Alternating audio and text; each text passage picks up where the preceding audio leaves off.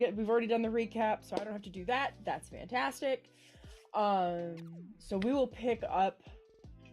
So we can pick up at one of two locations. We can pick up immediately following the meeting. So Agnes has already gone back upstairs to her space, and the governor has left to go do his thing, and you guys are basically in the common room I'll say the common room at the Wyvern's Nest. Or we can pick up like the next day, because it would be essentially evening by the time you guys are done anyway. So it is your choice as to which one you would like to pick up from. I'm fine with evening or next day, I mean, personally. Okay. Then yeah, then we'll jump into that. Sorry, making sure my dogs aren't growling over bones. So it is the morning of the following day after the meeting. You guys have notes to turn in, goodies to retrieve. Your room at the Banshee's Cry for this evening is comped. The governor is taking care of that. Nice. And it is morning, and we're just gonna skip right into y'all are already at breakfast, unless anybody has something they want to do before they join anybody at breakfast. My goodness. Stop doing that. I know. I would it actually just started. probably skip breakfast and go right to the place where I pick up potions. Just not even tell people, but I don't know if I would have been the first up, but I would have just kind of walked out the door kind of deal. I gotcha. Well, is anybody in the group normally an early riser? I am not. I would be. Olive generally is too. Okay. Does So Olive need to sleep? Just sorry, I was wondering that and I forgot and I meant to ask, but now I just remembered. That got kind of weird. Okay. That's why she carries a bucket. Oh, that's right. That They was carry the a bucket. going in the bucket thing. Gotcha. It was the first time anyone had seen him, how that all went down. I'm just waiting for somebody on watch to like roll a 1 on perception and trip over the bucket, like and spilling Or all Olive. about. Or Olive. I need a towel. I spilled olive everywhere. Mm-hmm. God, why is Okay. it so sticky?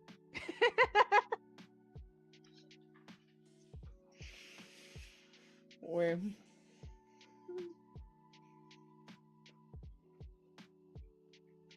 Okay.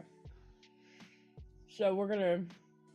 So for the two that are normally early risers, if you normally would like get up, go down to the common area and eat, you would probably see Dante leaving. But if you normally are like you're up, but you just stay in your room, you would not have seen Dante leave. Olive wouldn't be staying in their room, but they'd be probably just sitting at a table downstairs. So if I see Dante leaving, I'll just let him go. Okay. Same. I would be downstairs, but I wouldn't talk to him or ask him where he's going or anything. I would just, make a mental note, and that's it. Would you two be sitting together? Yes. Sorry, kitten shenanigans. If Olive's down there first and she sits at another table, Olive will get up and move. Nice. Well, I don't want to sit alone. Mhm. Oh my god. I have a wrist guard on my keyboard, and the kitten just dug his claws into it, and I tried to move him and he took the whole thing with him. It's his now. Kitten's doing kitten things. Yeah. Okay.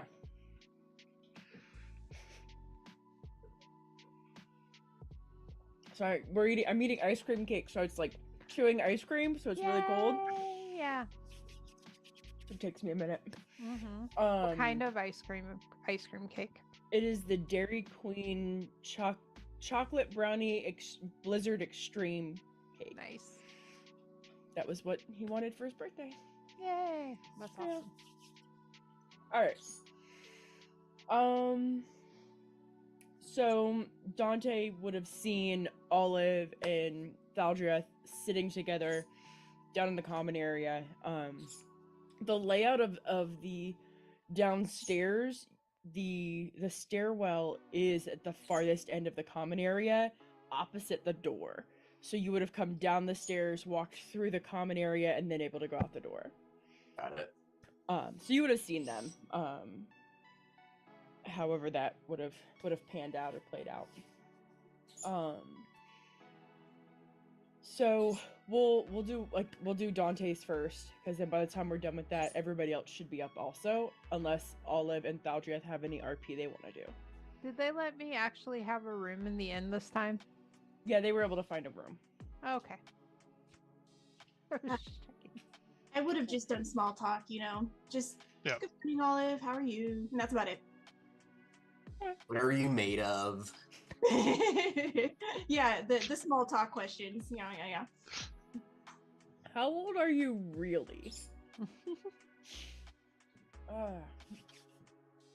Okay. So the streets are fairly quiet when Dante steps out. There's not a whole lot going on.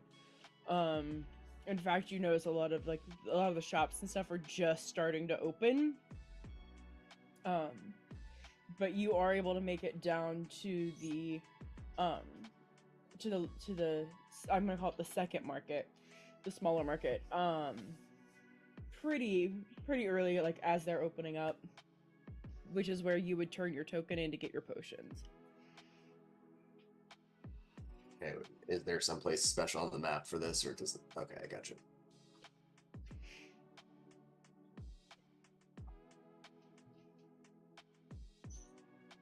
So you arrive when you get down there. They are rolling up the curtain, tying it in place, straightening the counter, things like that as you're approaching.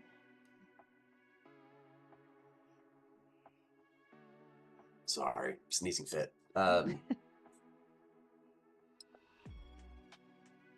Is it an open kind of concept, kind of market, or is it like I'd have to go inside of a? Think of like carts. Yeah.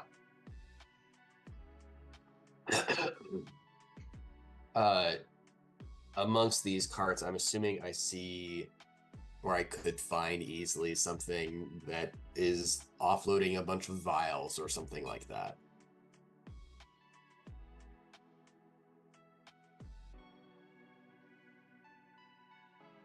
Yes.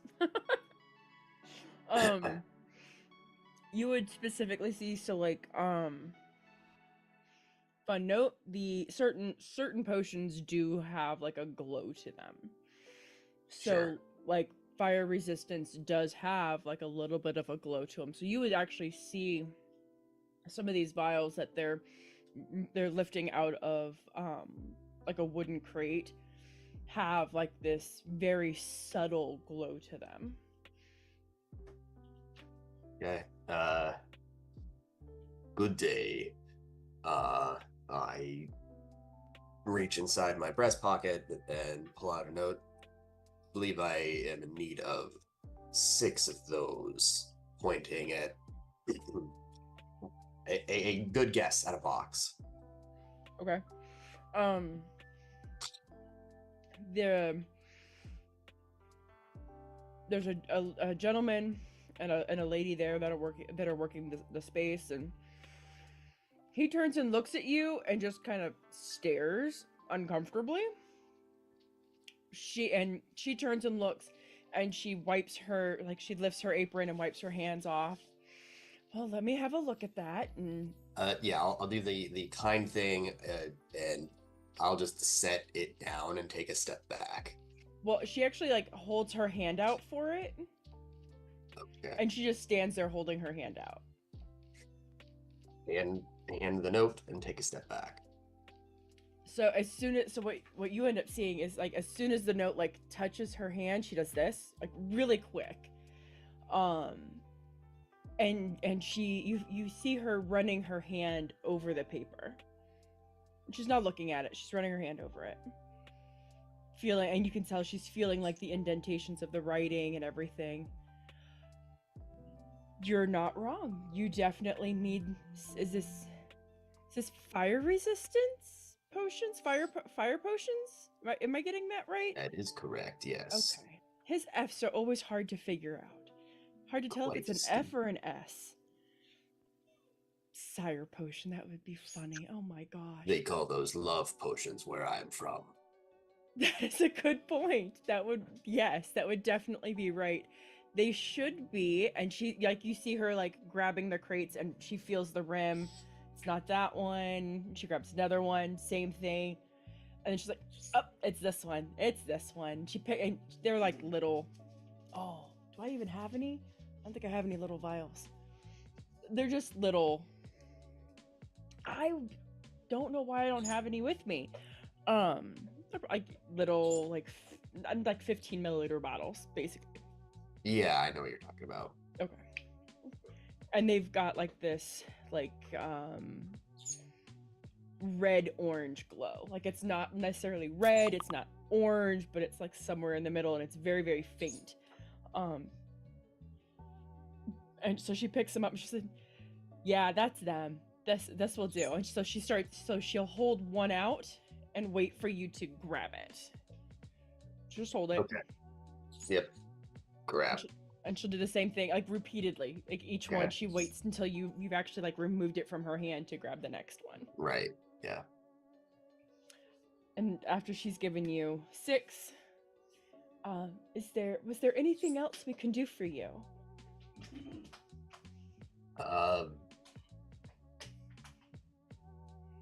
No, thank you. You have my gratitude for being so, kind. My pleasure.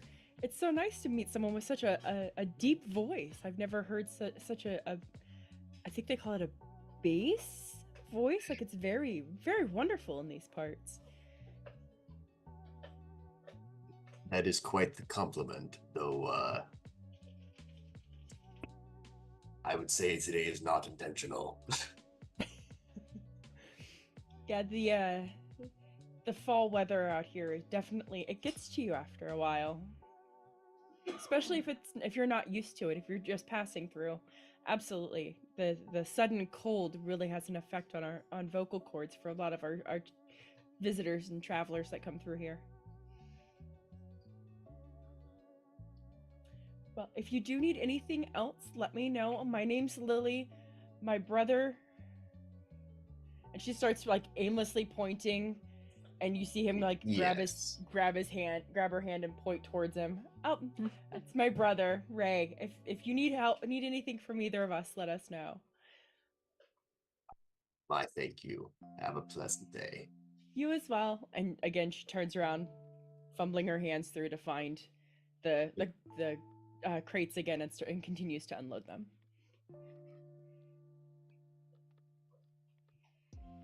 And yeah, start walking back.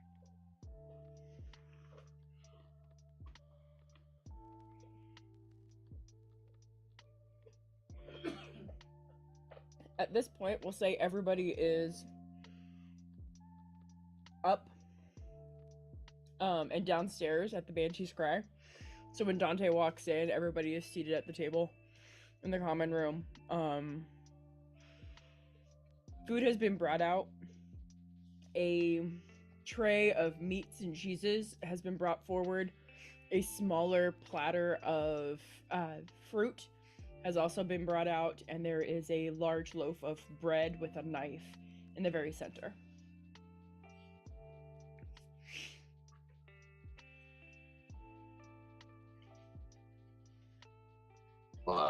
Walk in and with everyone seated, I just put the bag down in the middle, grab a hunk of cheese.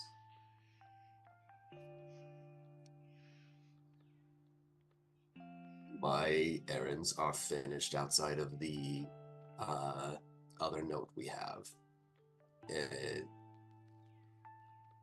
Try to finish up so we can gather and go while we still have plenty of time to travel.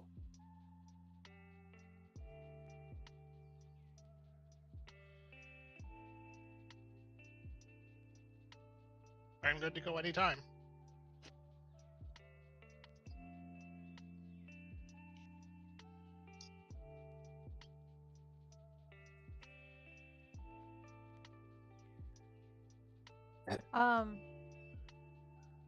When you say that you want to start getting ready to go, I start like cutting. I think it was a big loaf of bread, right? You said there was a big loaf of bread. I start like cutting slices of bread and like wrapping them. Yeah, wrapping them up in like pieces of paper and stuffing it in like my pack.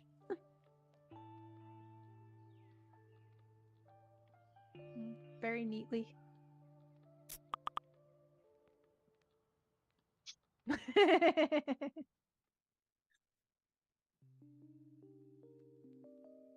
I was thinking the same thing.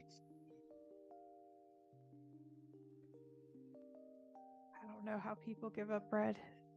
I Crazy. love bread.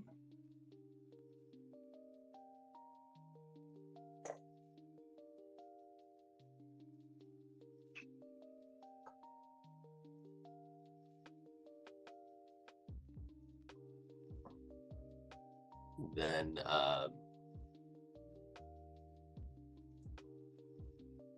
as soon as I finish my what do you call it, hunk of cheese, I will go gather stuff, my other supplies from upstairs, and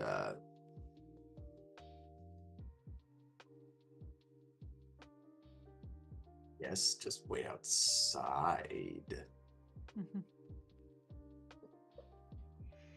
Well, that brings up a good point. Would anybody else's character need to go back to their room to acquire, like, stuff? Their bags, bedrolls, any of that stuff? All of saddlebags are over the back of their chair.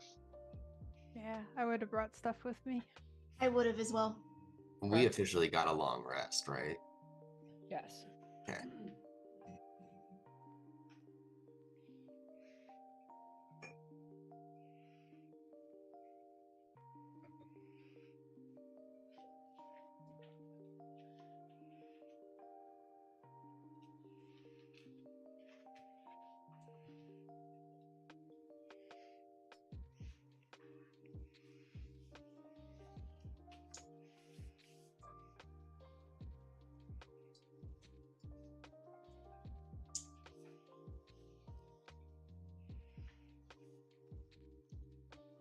So, when Dante goes back upstairs to get his stuff, when he comes back down, I'm gonna say everybody has already left the table and is already standing around outside, Sure. Yeah. and like that awkward like high school group, like, I don't know what we're doing. We're just standing here. I don't know. Like, it just has that weird awkward feeling to it. All those kind of bouncing from one foot to the other, or the equivalent. I dig it. So what is? Ooh, wait. While Olive is bouncing between one foot to the other, I look at him and I'm like, Olive? Yeah. Do you have a max limit of number of feet you could have? I've never tried, but probably start tripping over myself if I did like 100. Oh, you'd be like a centipede. Yeah, but centipedes are weird. Yeah. Centipedes are weird? They're all hard bits. It's weird. Okay. I was just curious, you know. It's I fine. kind of get you guys because you're goo wrapped around bones. Whatever. But centipedes are just all like spiky hard bits. There's and they move goo anyway. Inside. Yeah, but still. Yeah. Okay. Can you imagine having your goo just strapped inside hard spiky stuff your entire life? Yeah. I mean, you'd be pretty resistant to being broken. I'm pretty resistant to being broken. More resistant.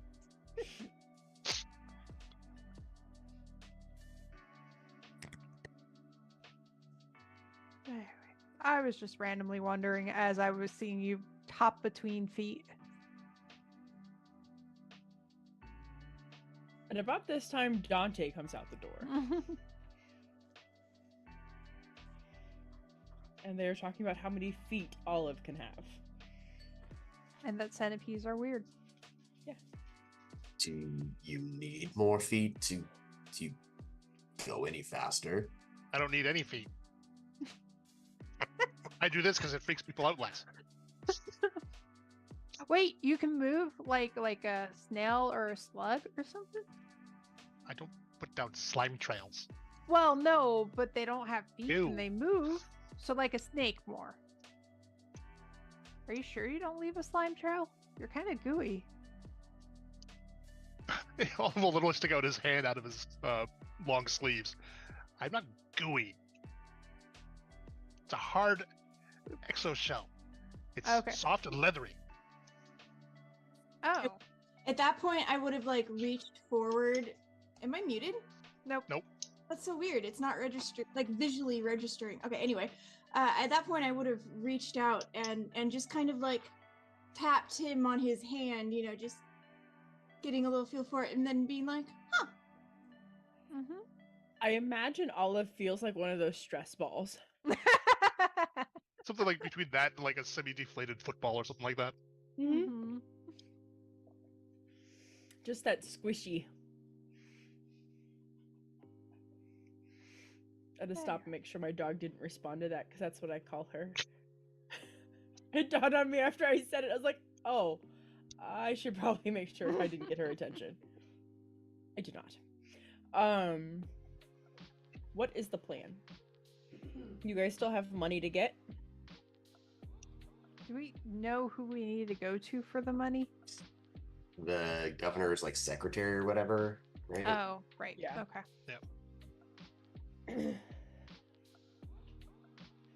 Yeah.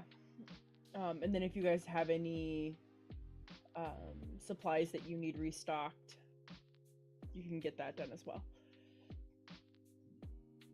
Let me double check. I would want to go do the money thing before we do anything else, though.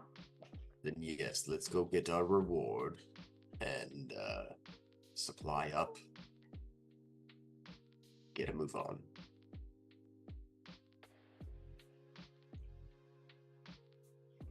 Yeah, so arriving to the governor's house, you find his secretary or housekeeper. She does both. Very like answering the door like she normally does. And what can I do for you guys?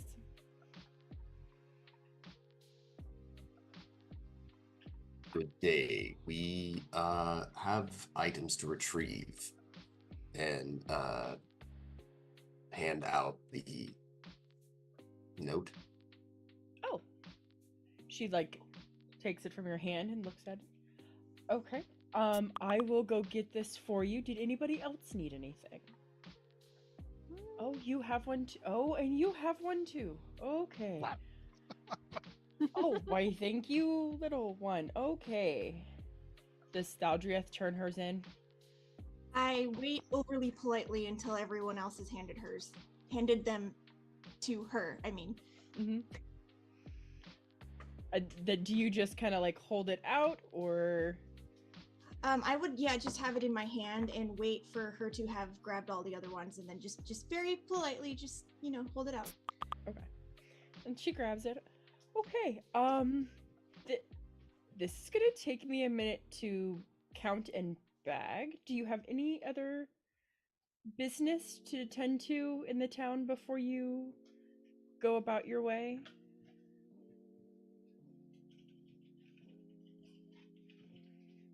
I glance back because I've done what I've needed.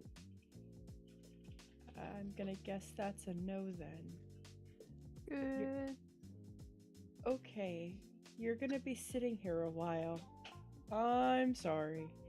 I don't count that fast.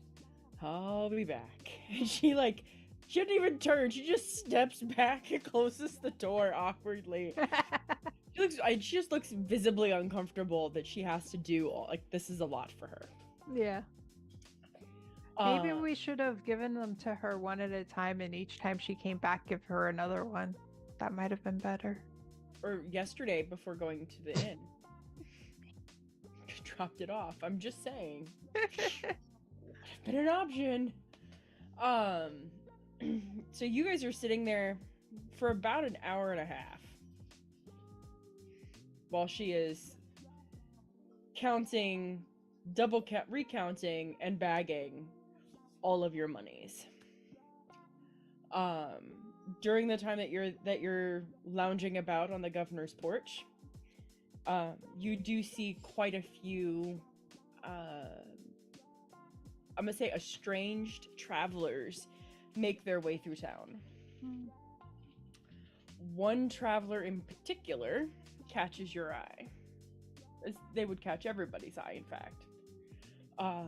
You see somebody walking through with a cloak made of what appears to be dragon scales. The edges of the cloak along the bottom and the corners have like tips of dragon claw. The shoulder pads have dragon claws on them, curling them upward, not downward. And the clasp in the front has a very ornate emerald green, or actually I would say emerald encrusted brooch to clasp it together. The scales are a mix of iridescent and emerald green in no particular pattern. They're just a mix.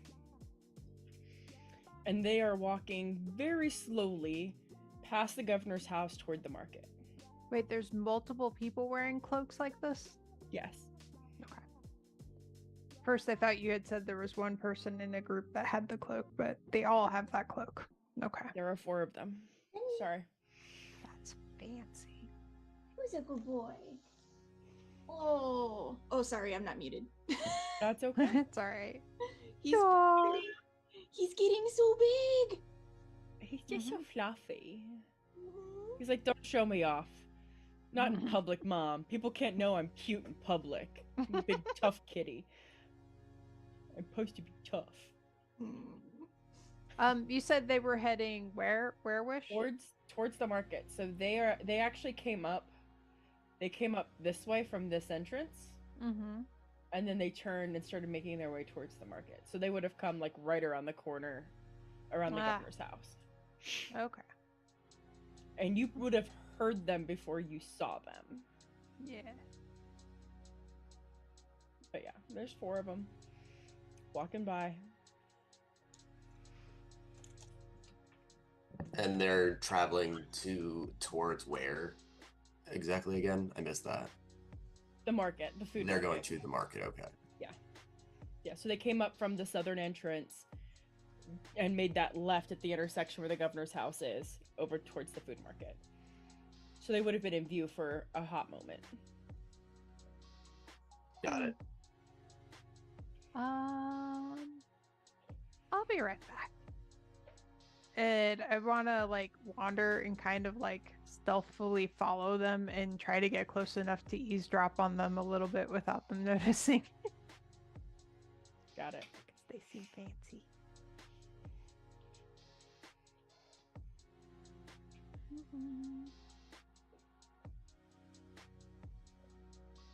I assume you want stealth check for that.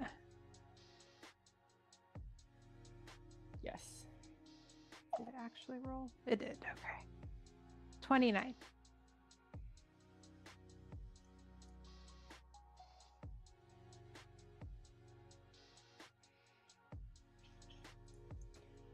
Okay. I gotta get to the right notes. Hold on.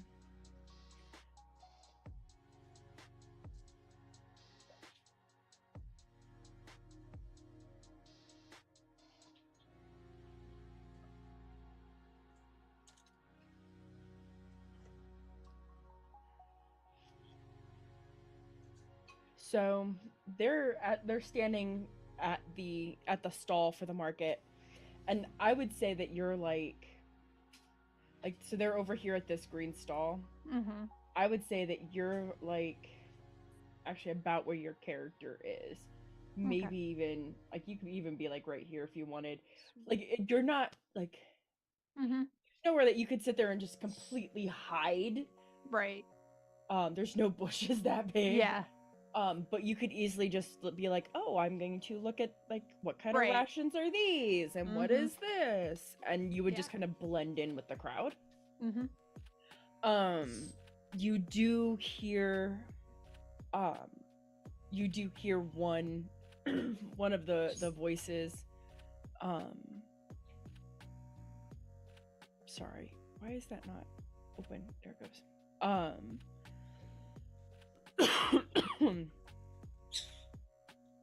Varel, we can't take this long. Just food is food. Grab it. Let's go.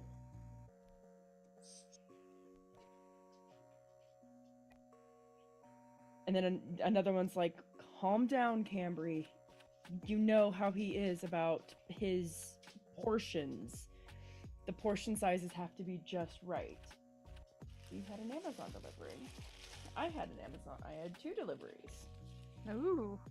They have Amazon in this place? That's amazing. The Amazon, sorry. The Amazon. Yeah. Oh, it's car stuff. Brain, come back to me.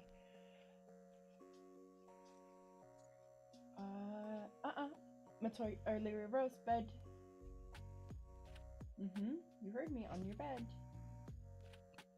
Nope, still your bed.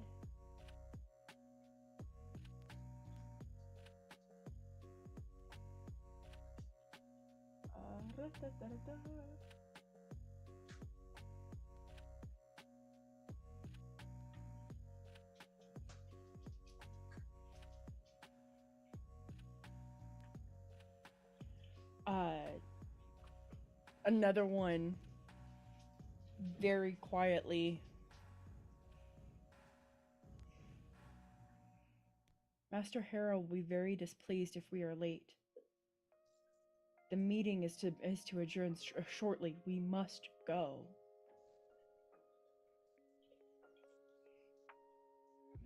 Within the close proximity that you're in, you notice that the emblem on the crest of the clasp of the cloak is a shield. How do I explain this? So it's a shield, but the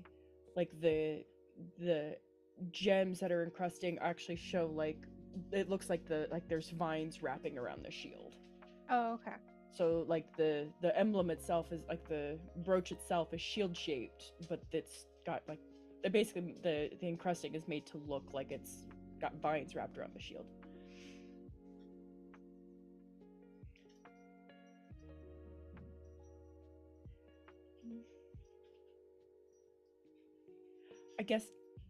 I guess this will do. This is fine. I will take this. I will take 6 of these, please. And the one that they called Varel is like just like getting flustered at this point.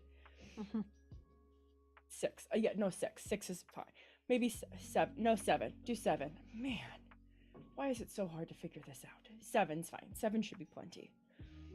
7 of what? He's getting rations. Okay, just regular rations. Yeah. And you could tell like he got like the most expensive extreme package of rations, right? Fancy like the rations. Best. Yeah. They're all so fancy. And they offer to bag them, and he said, "No, I don't need them. I don't need them bagged. I just need them in my hands." And he places them into his bag. Okay. And you notice his bag's not that big, but they all fit. And he turns, looks to the rest of the party, and when he turns, the bag is now gone. You don't see the bag anymore. All right. I need this bag. Let's be on our way. Can't have Master Harrow being upset. not when so much hangs in the balance at this hour. And you see the four of them turn and begin to walk back the exact same direction that they, like the exact same path that they walked in. Oh. Interesting. Like entered, bought rations, left. Nobody does that at a market. Right. Not even Okay. staying. They're just here. They knew exactly where to go too. Mm-hmm.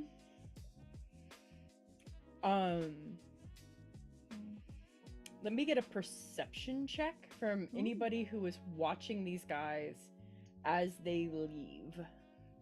So they come from the market, they make that turn, they go back towards the southern exit. Wow. Anybody who is watching them leave out that southern exit, I would need a perception check. Where did my Beryl, if you are proficient in perception, Oh, right. Wait, no, I don't think I am. I'm not. Nope. Not perception. never perception. Mm-mm. Poor early. Mm-mm. There were so many other good choices for me. Perception. Nah, who needs that? Yeah.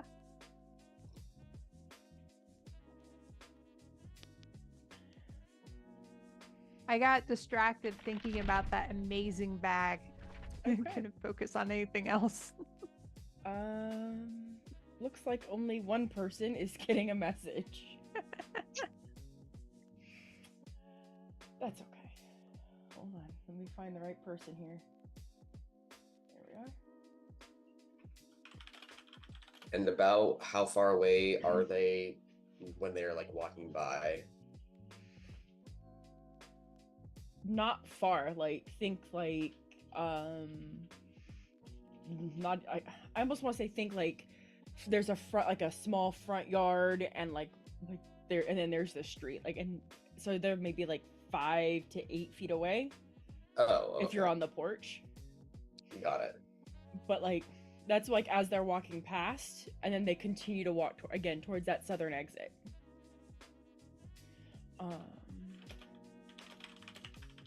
Okay, and then I will do a thing, Go ahead. regardless of this message. Okay.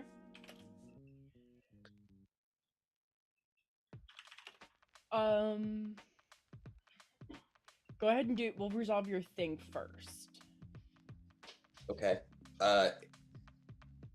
Okay. I am going to use. Wait, where? Sorry, there it is. I'm going to use a sorcery point to use subtle spell, so that I do not need to use verbal or somatic pieces. And as they're approaching / whatever, I'm going to cast Detect Thoughts. Okay. Okay. And it says, for the duration, I can read the thoughts of certain creatures. Actually, it'll just be easier if I link the spell. Let's do Okay. that instead.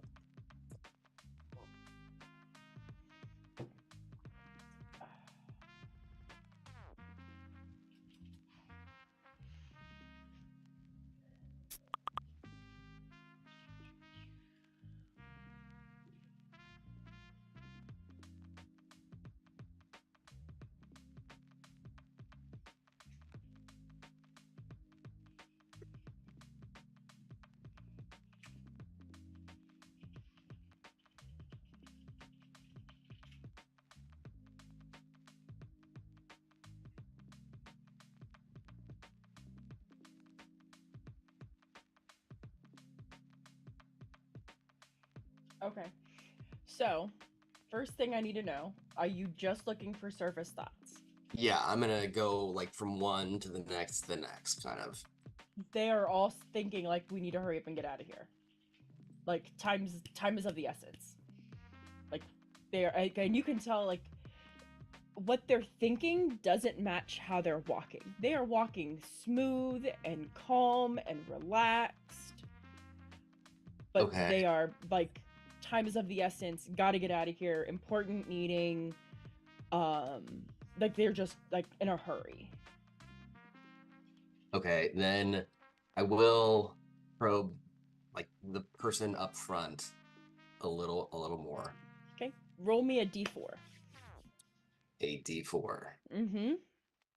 So I can tell you which one. So I know which one you're ways up front and that you're Okay. probing the mind of. 4.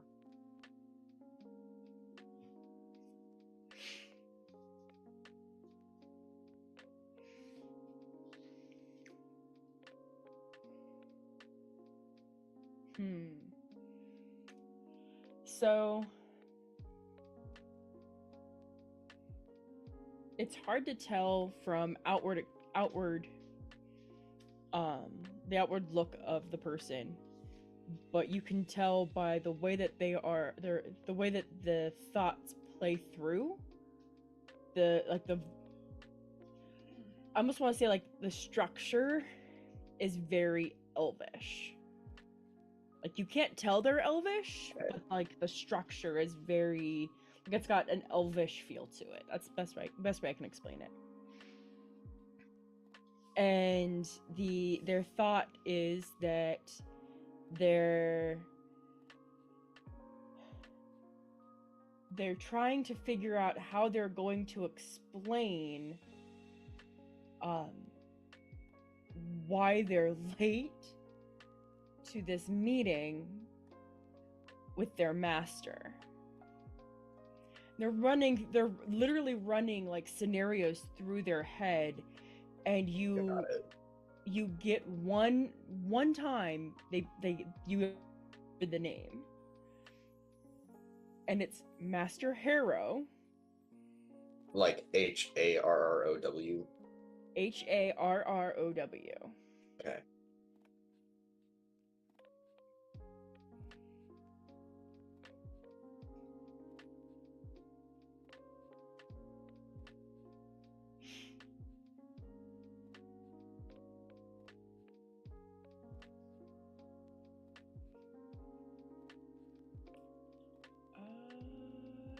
There's my tab. And then I'm gonna. Is there anything else you want to do before I send you this? No, because I think the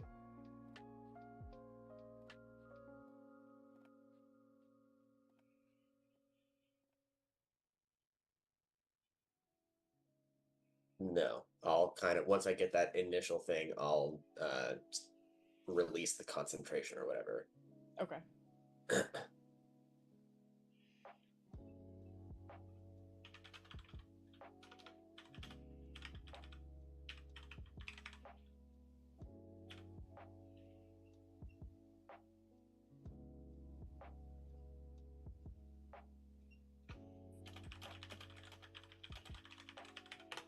Okay.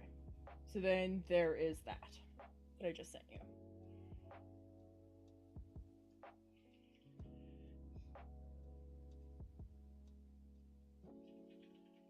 There. Oh shit.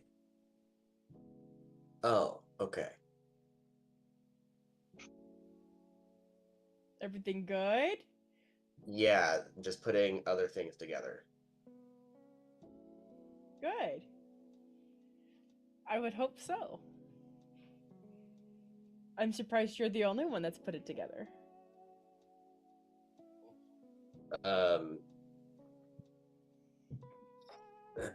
Okay. As soon as they leave,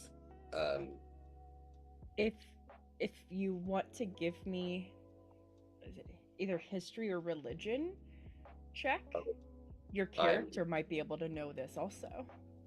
I'm very good at those. I can't tell if you're being sarcastic or not. I am super sarcastic. You just have to roll better than me. Okay. Yeah. 10. Let's go with my -1. All right, let me roll my d20. Because I just roll a flat d20.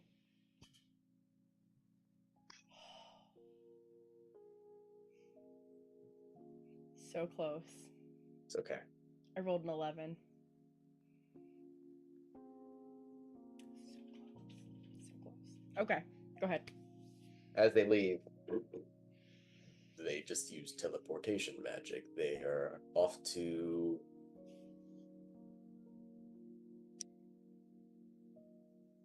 Don't know what group that is, but I've heard that name before.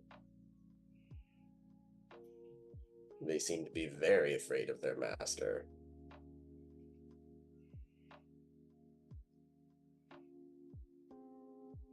Are you saying that out loud? I'm just double checking. Yeah. Yep. Okay. I was just gonna say, yeah. Apparently, he's an extremely picky eater, and they were worried about making it back. Well, they're late, and if their garb is any indication, then very powerful. They did teleport or something as they left. Yeah, they had a tiny bag that could hold a lot of stuff and then disappeared. Well, no, they all went into smoke and they're gone, kind of like how... No. The bag disappeared.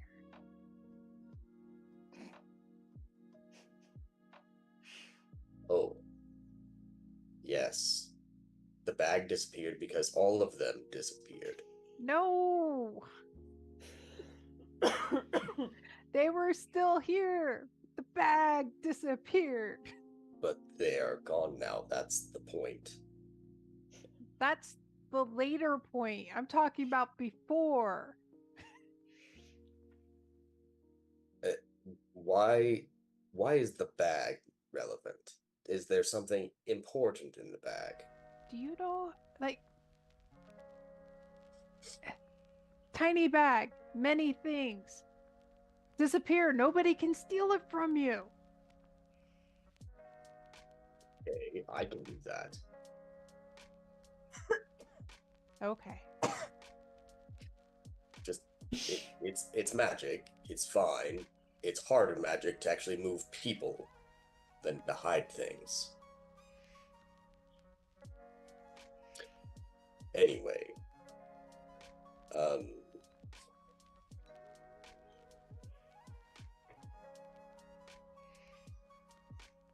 They were that's fancy. right. Oh. I can tell when the character has an epiphany and when the player has an epiphany.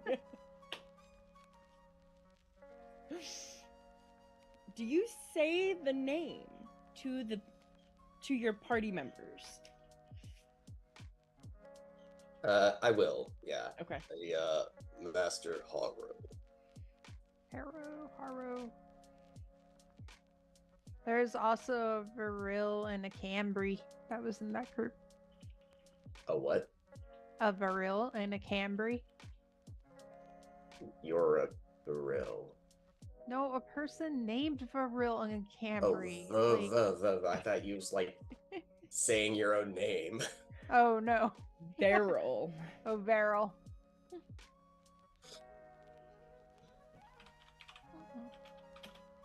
The...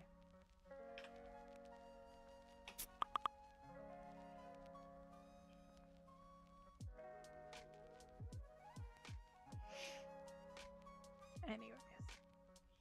For those of you in the party, if you would also like to know, or like if you would also like your character to know who Master Harrow is, you may give me a religion or history check. Ooh. I'm actually trained in history. That's amazing. Olive is just as good at these as Dante is. Haha. Oh, wow, good roll. Wow, with the -1, that's amazing. I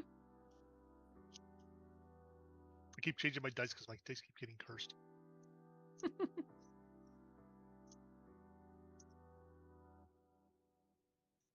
Ooh, that's a good point. I should change my dice for this new character. I didn't do that.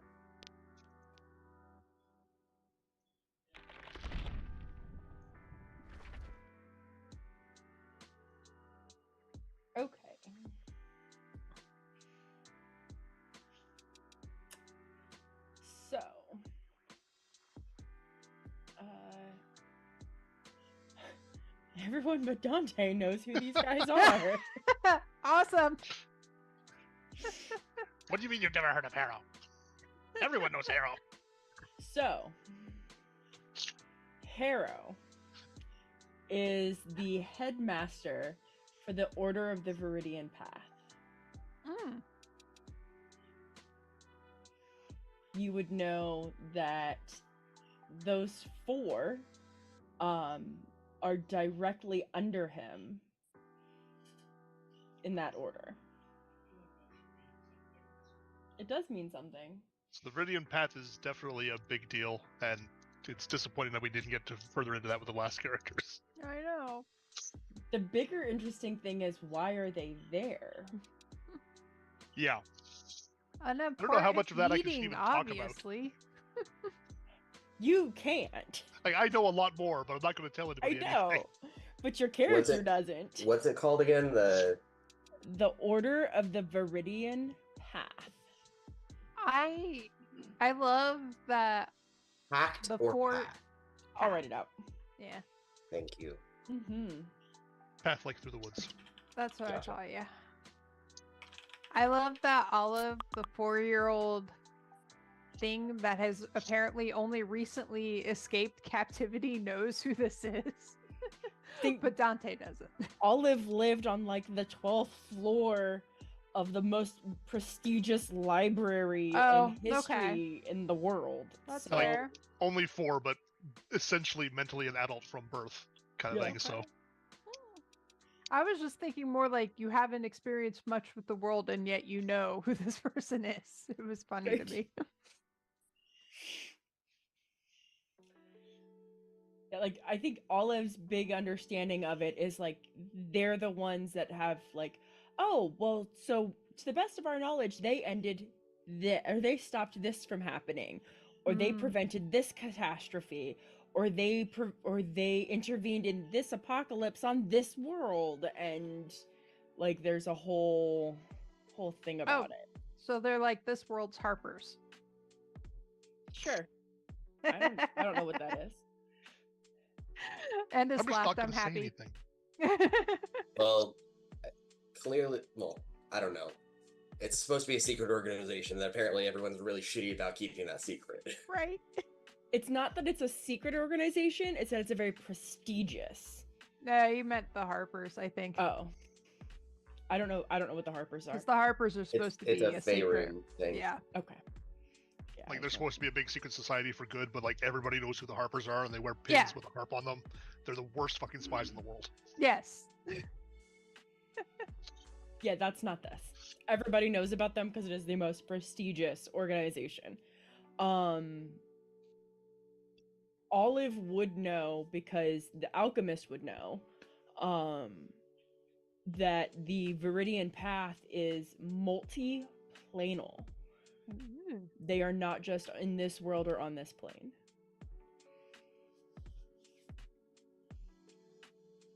That is all you guys know about the Viridian Path. Let's follow them. Wait, no, they disappeared. Never They mind. did. In a plume of green smoke, they went poof. Yeah. Nice try. Nice try. About the time that they exit, the housekeep comes out with bags of monies, Yay. hands you each one. I'm terribly sorry it took me so long. I counted it. Honestly, I counted each one 3 times because I wanted to make sure I gave you guys the right amount. After a while, my zeros start looking like 8s in my brain. But you guys are taken care of there. If you do need anything else, I want to say please don't hesitate to ask, but ask tomorrow. My plate is very busy today. Thank you for your diligence. My pleasure, and safe travels to you if you were heading out today. And she turns and she walks back in. You all received, was it 400 gold 400, yes. Yep. Ooh. in your little leather pouches?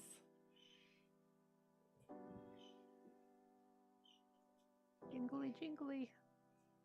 Yeah. That's a lot of money. Mhm.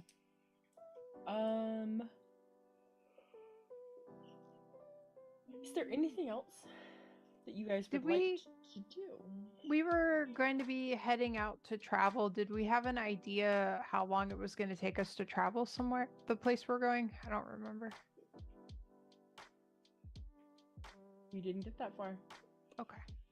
You guys hadn't determined if you were traveling now or waiting. Oh, Travel. Right. okay. Cool.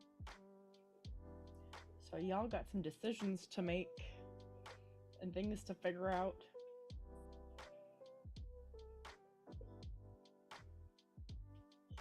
Well, now that we are not poor, I do have something to purchase. So, I did we know when the first boat was leaving?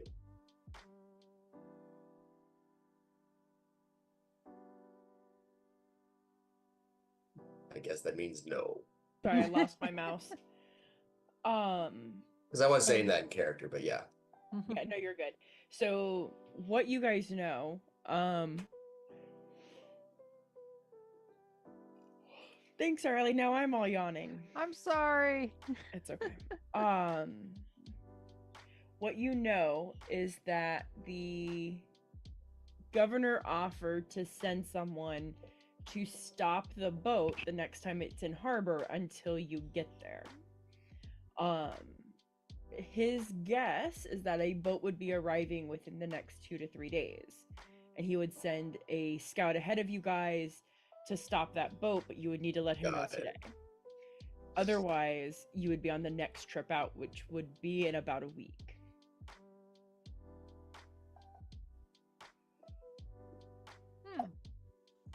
Well, I'm not excited to go where we're going, but best, I suppose, to get it over with. I'd rather get out of town before they find some reason to try and hang me and find out that's not going to work. And then have to get really creative on it. I don't want to see them get creative. Yeah.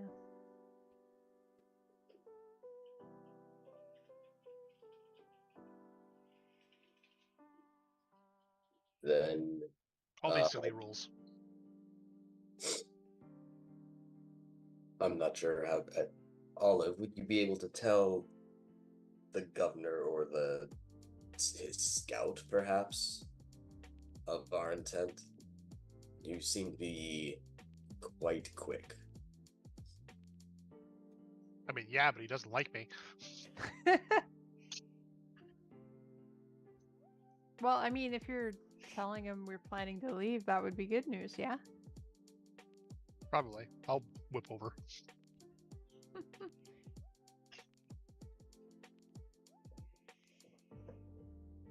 And then, if there is some sort of blacksmith around, I would like to purchase something.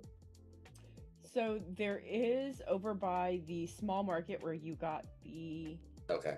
potions. You would have also seen behind that market a building with a sign that says Cart and Crane, and that is a wood and metal shop.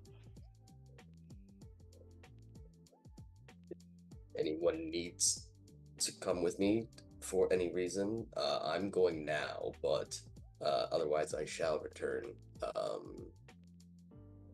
shortly. Might as well tag along.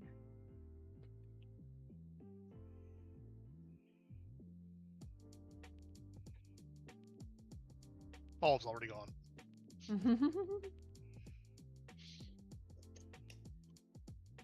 It would depend. Like, if everyone's gonna follow him, then I will too. Sounds like we're going to be splitting up, because that's what we do. Sounds like Olive's going to come back in like 30 seconds and be like, where the fuck did everybody go? So Olive would find the governor actually just on the other side of the food market at this small residence, having a conversation with one of the residents of the town. But he very quickly gives his attention to Olive, thanks you for the information, lets you know he'll send the scout ahead, and then takes his attention back to the resident. So he's like right back to what he was doing. So he does manage it very quickly. the moment his back is turned, I can snap a really sarcastic salute and then book it back. Okay. You hear, like, because he has guards with him, you hear one of them chuckle. Yeah, and you get back, and did Nyack go with anybody, or are you just sitting there in front of the governor's house waiting for Olive to return? Nyack probably would have actually followed Olive. Slowly behind? Yeah, he is kind of my charge at this point. I mean, I would have been going at full speed, which would have been at a sprint 110 feet around. I would have been trying to keep up with him. He's not hiding, so it's really obvious where he is. Mhm. It's like a parent watching their kid ride the bicycle. All right, I'm gonna stand right here and watch you go circles around that cul-de-sac at the end of the block. I was gonna say, I feel like Nyack would get there right as Olive is done and coming back out, and like, ah.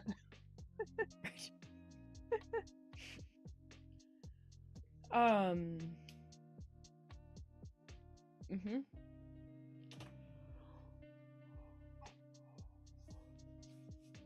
When the three of you arrive to Cart and Crane, you are immediately greeted with the smell of burning wood from the kilns and forges, and the smell of hot coal and hot metal being doused in oil. The sounds of hammers ringing off of metal and anvils will fill your ears. Like, it's so much. There's so much going on in such a small, what appears to be a converted barn. The workers are so focused on their craft, they don't even know that you're there. I use the light spell and I flash it on off to like get their attention. Does the light spell produce a light, or does it take away the light? Okay. I touch an object, and it gives a 20-foot bright light radius and an additional 20 for dim. So I'm basically like turning that on, off. Like, you see like one person who is like going to town on this wheel at an anvil, just slowly, like, they stop their hammer and they just slowly lift their head and look at you. right, camera's not on, so the wave doesn't do a whole lot. No.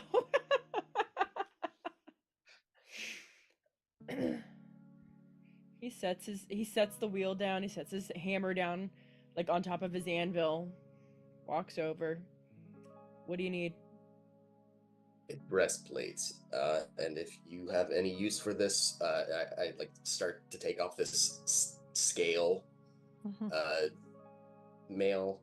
You are welcome to it, but I prefer something quite a bit lighter.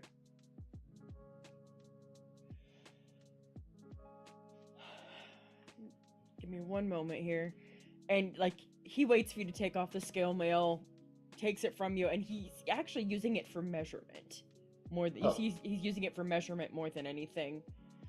And you like how this fits? Is it too tight, too loose? It is fine.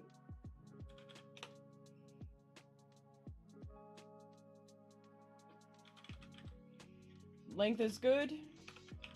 Yes.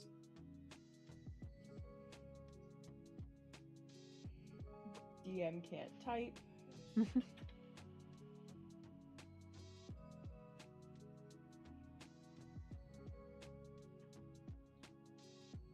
you looking for anything in particular as far as breastplates go? The standard is fine.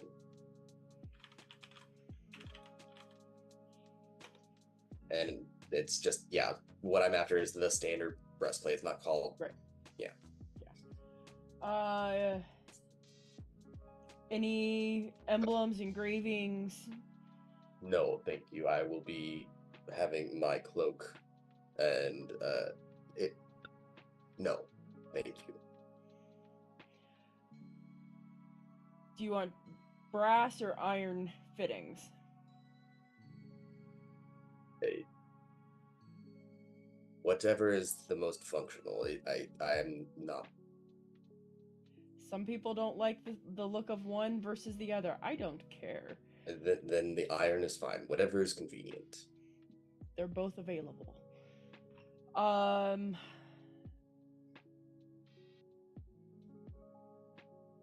Alright, give me one moment here. And he turns real quick, and you see him like somebody's writing something down on a piece of parchment, and he just slides a piece of parchment out from under them while they're writing. Writes something down, scratches it out, writes something again, scribbles a little bit more, writes something else.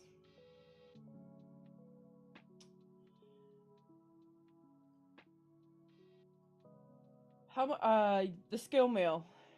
Been any battles, any damages, any repairs?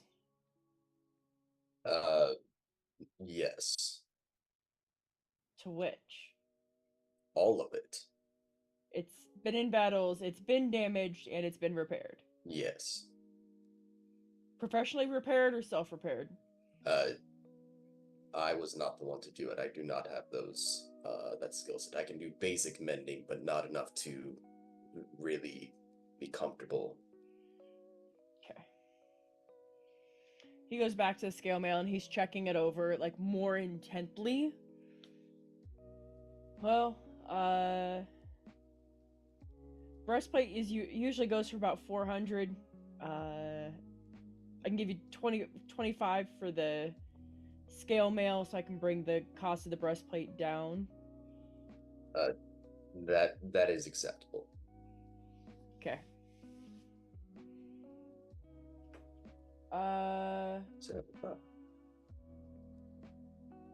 So he tells you cost of the breastplate then will be 375. Yep. Sorry. Basically, I take a sack and I count out 25 coins, plop it down. Okay. Wait, what? Because we just got a sack of 400 gold. Right. Oh, you took 25 out of the bag. Got Yes. it. My brain went, why did you just put 25 coins on the down on the... I'm an intimidating dragon. Yes. I heard 25 gold and you'll take it. Oh my gosh. Wouldn't want to see what a fireball does to this place. Not much. I'm here to make your place more efficient. Burn hotter. Yeah. Oh my gosh. He takes the bag, pours it onto a scale that they have nearby, makes adjustments on the weights. Looks good to me. It's gonna be about 30 minutes, so you just have to get the leather straps onto the fittings. You'll be good to go. My thanks. Absolutely. Is there anything else that you guys need? I glance aside, but I'm good. Mm-hmm. I'm gonna take that as a no. Okay then. He just walks away. Instead of returning to the wheel that he was working on, you do see him head to the back and up the stairs. You could put a good 2 and 2 together to come up with that he's going to put the straps on the breastplate. Right. Olive and Nyack, will you be joining them at the smithy, or are you going to go do something else?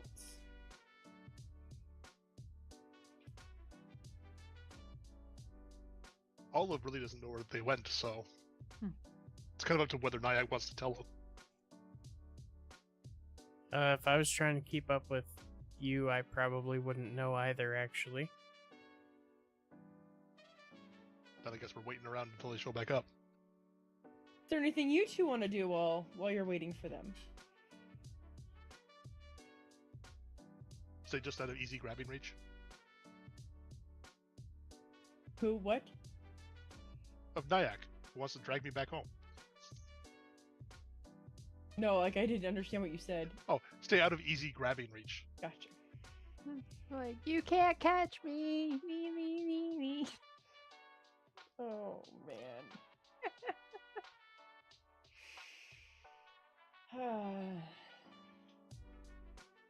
Is there anything anybody else would like to do? I think I'm While good. waiting on the smithy. Okay. They finish up with the breastplate fairly quickly. During the time that you're waiting, you do notice that he had set the scale mail down. Someone else had come to pick it up, and they are actually they've taken it over to an area, and they've actually started disassembling part of it, and altering it. So you see them taking some scales out and replacing them. You see them redoing some of the banding around the neck or around one of the sleeves, just making alterations where repairs may have been done, Right. to reinforce where the repairs were done. I'd be surprised if they wanted to keep it that size anyway. I'm kind of huge. Well, they did have a breastplate ready for you. Fair point. So he comes back down. There's two guys. One's carrying the front piece, and the other one comes down carrying extra straps. And the first guy presents you with the breastplate. Says, "Please look it over. Make sure everything's to your liking. There's no dings, dents, or anything else, because we will not be responsible for any damages that are found after you walk away." Yes, I understand. And I use my hand and I kind of go near all the edges, make sure, the welds or whatever are all kind of smooth and no cracks or anything like that. Okay. Dang it. I need to learn how to type. I typed the same thing 3 times, but all 3 times I typed it wrong. Gosh. This is like...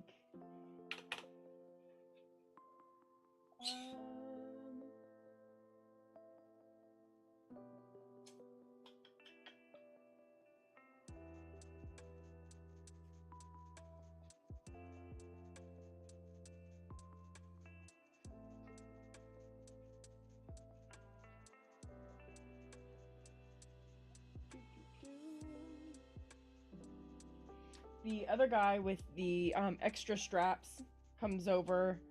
Will you be wearing it out? Like, are you putting Yes, it on? You're gonna please. put it on now. Okay. First thing he does is he hands you the extra straps. Says, "This is in the event that a strap does break. They are leather. It will happen.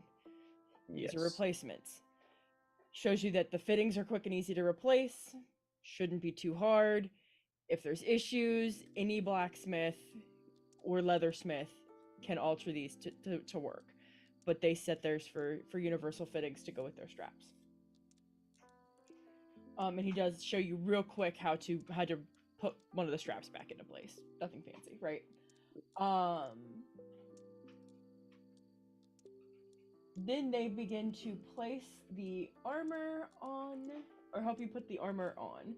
Yeah, I take my cloak off and take my baggier external shirt off because I have a layering system, I guess. What? So I take my cloak off and I have kind of like a poncho almost that I take off. Okay. I said I have like a clothing layering system basically, so it's not like on my skin, but it is the crappiest subtle way to hide this.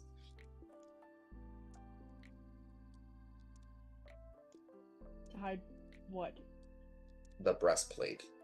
Oh, I got you. Okay. Like I'm going to put a tunic over this thing. That makes more sense. My brain's like, I'm not understanding anything he's saying. He is saying words. Congratulations. Yeah, they begin to help you get the straps into place. They show you where like quick adjustment straps are, so if you notice that there's a pinch somewhere, how to adjust that, things like that. One thing that the guy that handed you the extra strap says is that when you take this off, do not undo your shoulder straps. Up and over. Good to know. Sorry, I have to say that because you undo the shoulder straps, you're gonna have a heck of a time getting them back on because the adjuster's back here, and it takes 2 hands. Yes, I see. And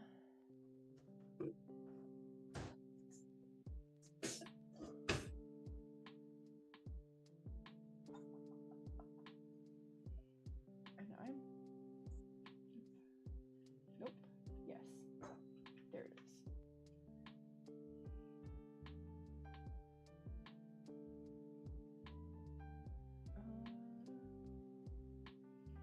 Okay.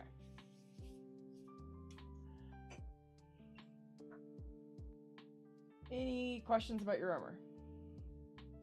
No, I've fortunately had experience with these. It's just not been convenient to have one recently, so it's nice to have this again.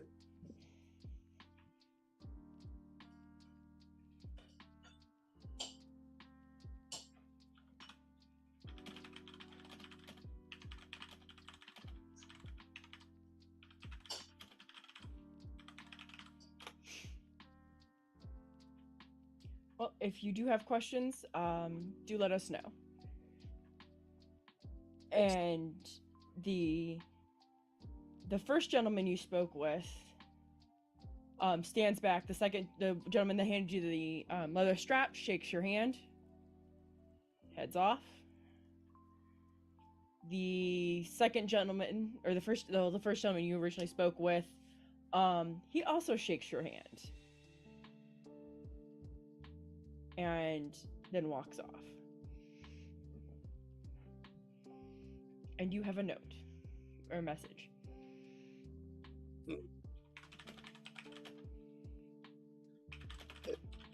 I kind of glance over at Beryl. That does not actually happen too much. People shake your hand? Yes. Same for me, really. Honestly. That surprises me more given the stigma of, my ancestors genociding cultures. Mm-hmm. Yeah, people don't like a lot of things, really. Yes, but I mean, I did cause a bit of a hubbub.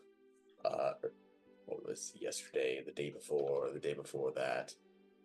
Mm-hmm.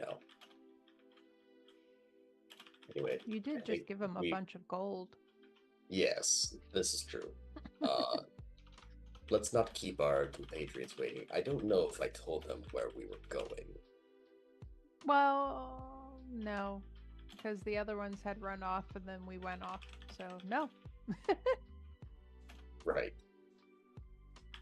And yeah, start to walk back. Okay.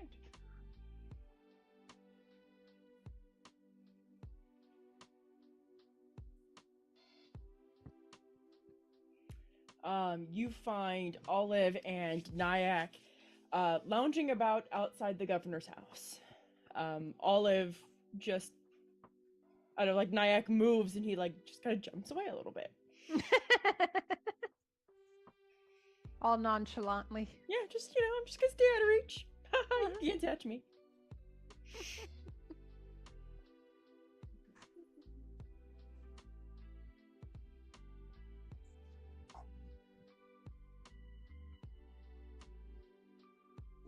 It's like when your dog needs to go to the vet and they know it. And you know you're trying to get them there, and you've got the leash in your hand, and they're like, "Nope, you can admire from me from there. You can't get close to me." That's why I literally have to take out the kennel for Kiri days ahead, and so that she gets used to it being out. So let down her guard.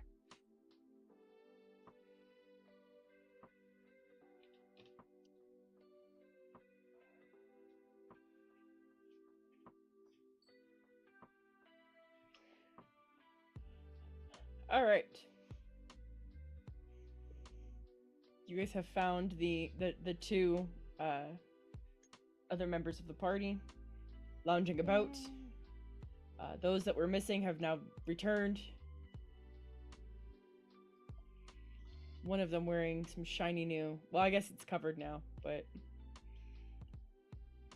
His chest is extra bilious. it's a good way of putting it.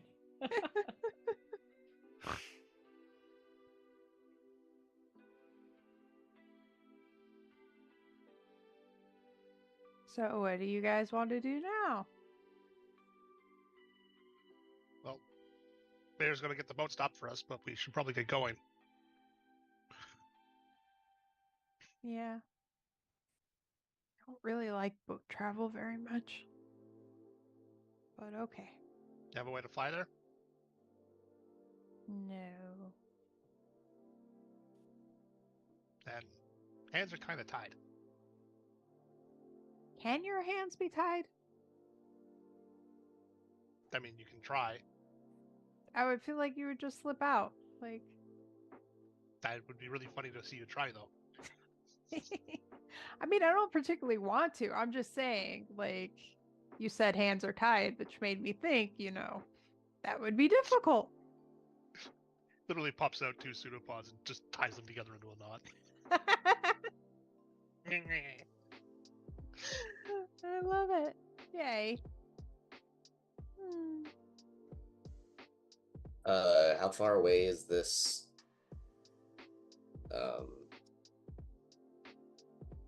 What was it, like a day or so? 2 days travel to get to the shore?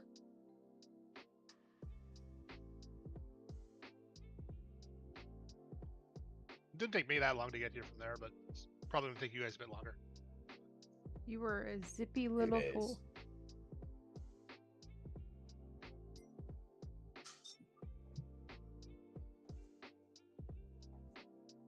Well, it's still morning, right? Like, we haven't done so much to get into the afternoon. Yeah? Yeah, realistically, I think it's been, an hour or something, like not very long. Well, no, because it took what's her face like a while to get the gold to us. Took an hour and a half. Took Yeah. you guys 30 minutes at the shop, so it's been about 2 to 2.5 hours since you guys woke up, at least. Okay. Still worth heading out, though, I think. It's still just like mid-morning or something.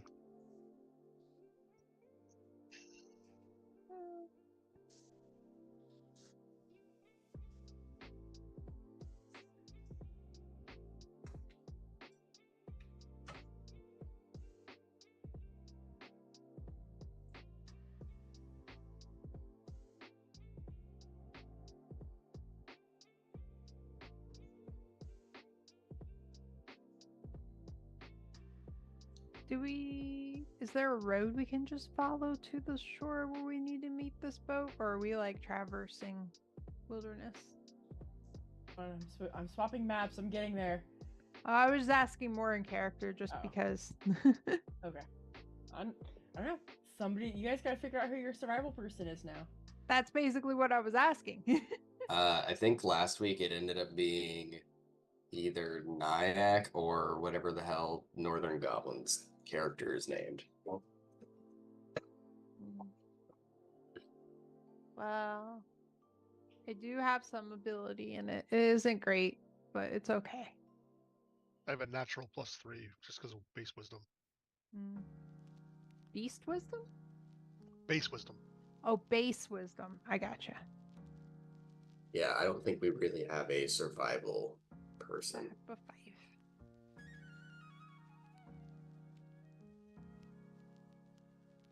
Actually, I'm also trained in it, so I can't, roll. Yeah, too low on if it. you have that 5, then the minimum roll is a 15, so that's not that bad. Yeah. I keep forgetting that I have that. So Yeah, I guess I'm the survival person tonight. okay. From Tesnery to so there's two ports that you guys can go out of. There's Teru and there's Sesra.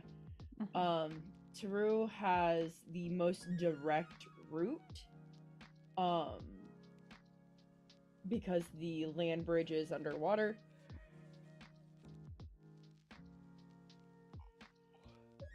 Teru is also where the port is that they have the trader vessel that goes over to the island. But you could go out of Sesra if you wanted to. It would just be a little bit harder. Yeah. True. I don't see any reason to not go to Taru. Yeah, I mean, we're not in hiding or something like before, so. Never know. I don't like to assume things. It is technically 2 and a third days to get there. Cool. 3 each day is 3 squares.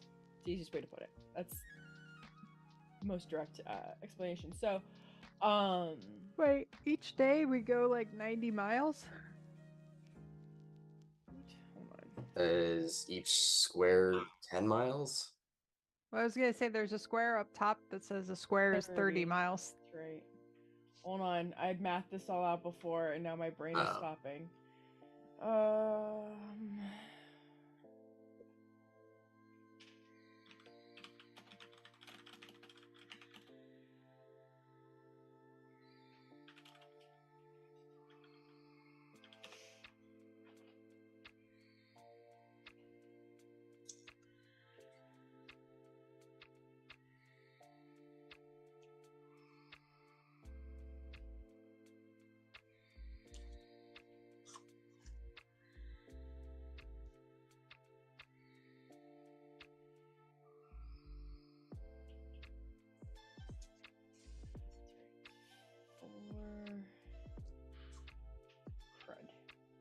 All right.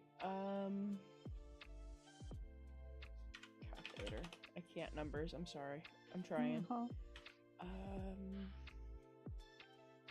How many hours a day are you guys walking?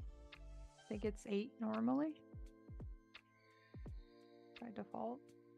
I mean, it's really up to us. As long as we have 8 hours of sleep, we should be okay. I mean, so figure an hour in an hour to settle down and have like your evening meal, and you know, an hour to pack Get up up in the everything in the morning. so you need 10 hours. Yeah. Um, What about 11 Cs? right.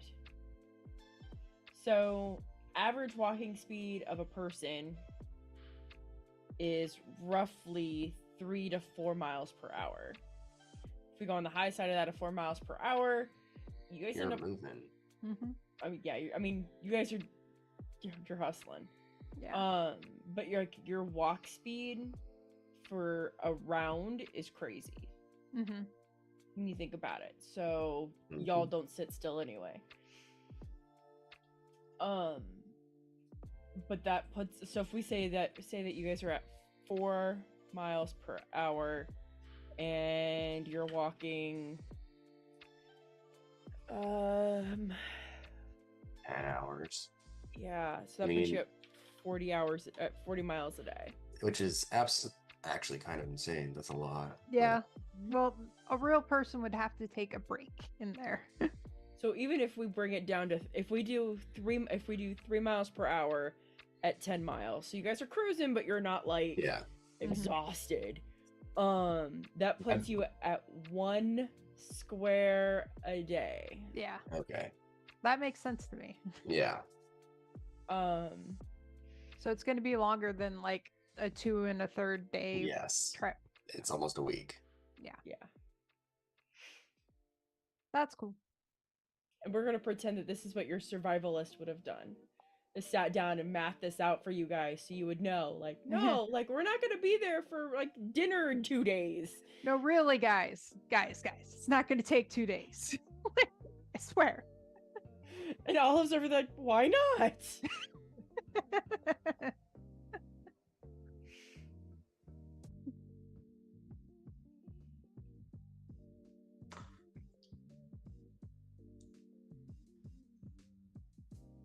Could we get like horses or something?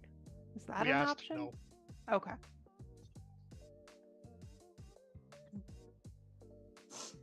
Well, never mind then. Effort. Yeah.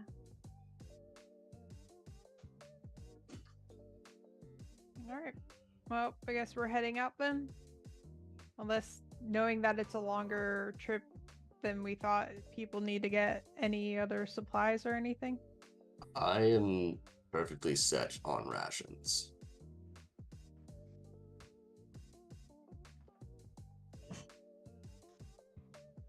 Olive literally doesn't need to eat or drink, so Hacks. high level monks are crazy. Mm-hmm.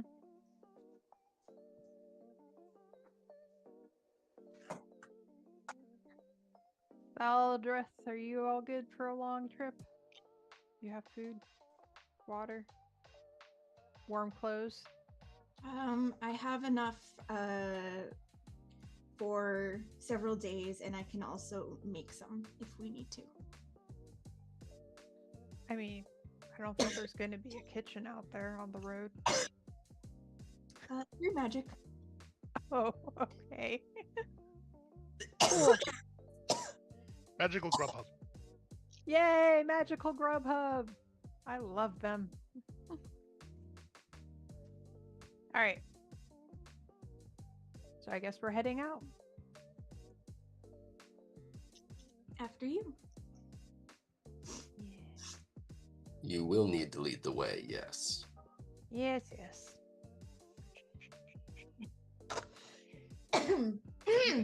You exit out the southern gate of Camp Tesnery. For some of you, it is your first time exiting out of this gate.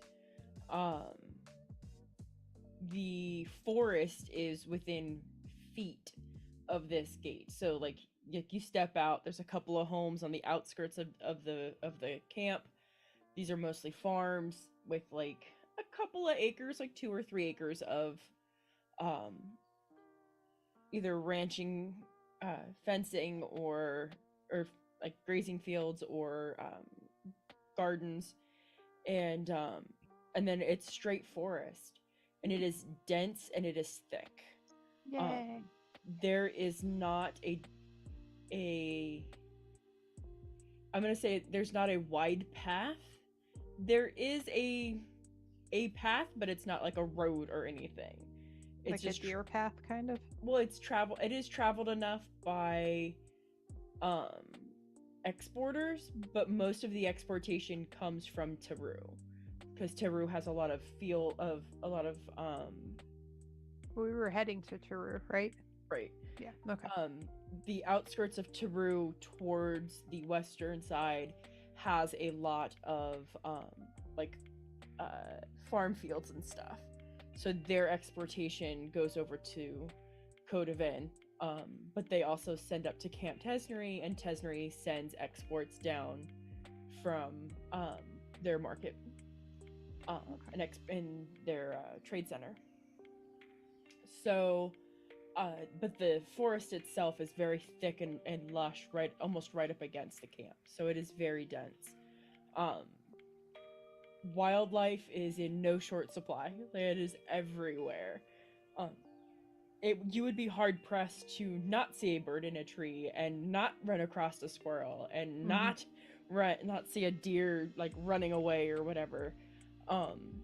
So for those of you who are hunters, this would be a very easy time to grab food on the way as well. You will be spending 3 days in dense forest, and then it will open up into the farm fields leading into Teru.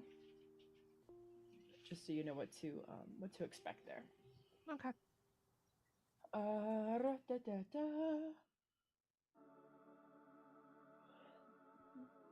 Rolling dice.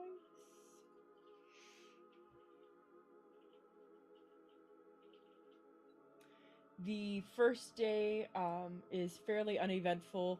You do see a cart heading towards Camp Tesnery pass you. Not a large cart, but like a narrow one-horse cart. Does pass you guys on the way. Again, they're headed to the camp. But other than that, it is a fairly quiet travel, and it is fairly uneventful. Yay. Since we only had breakfast, still burn a ration. Yeah, like you're gonna want to eat something for dinner. Unless somebody wants to go hunting. I'm good with rations. Eat that bread from breakfast. Mm-hmm.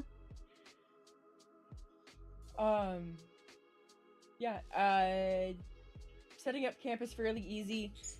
You're able to clear brush away from the side of the road to be able to set up camp. Nothing fancy. And what does setting up camp look like for you guys? Since I don't have a tent, I'll probably just be cowboy camping, and I guess that just means if there is brush, I'll put some underneath me and do it on a higher ground that I could find. Yeah. Oh, if there's like a nice tree nearby-ish to where we're trying to camp, I'll try and like find a area between the roots where I can just, hole up, nestle up.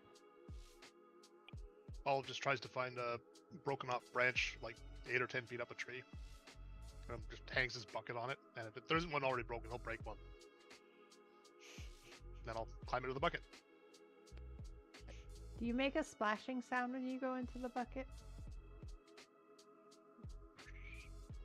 No, there's like a blanket in the bucket. I'm just sort of like patting it down and then like flowing myself in. Okay. If anything, it's like pouring really, really super thick paint or something. So it's just sort of like... Nice. You ever seen the second Ghostbusters movie? It's kind of like that. Yeah.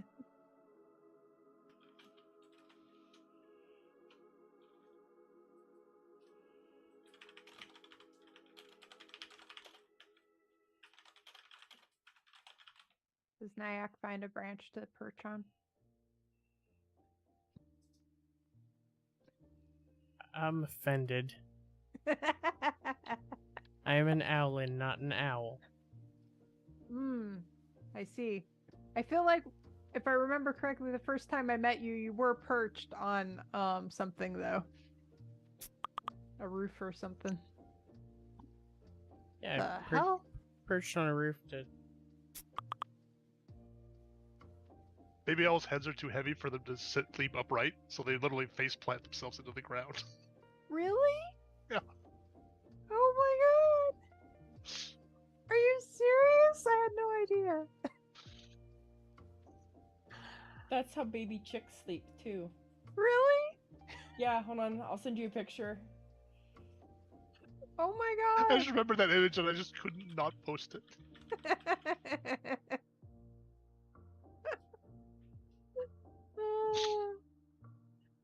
My goodness.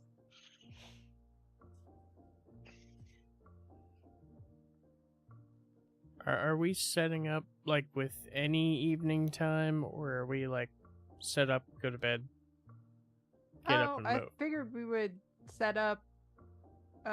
It's my recollection is this time of year it's pretty cold, so I would assume we would have a fire or something, and sit around and eat and whatnot.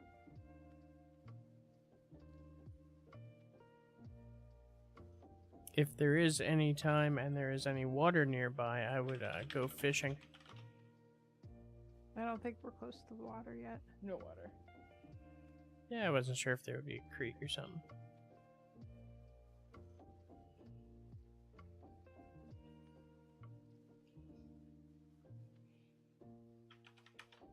the other thing about that owl is he's so flat.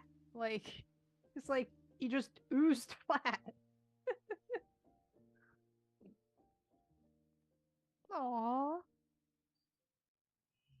At least that looks more obvious, like I'm sleeping. The other one is just like, bleh. I'm actually trying to find, like, we had pictures of our girls laying, and there's signs at Tractor Supply that say, like, they're not hurt. They're okay. This is normal.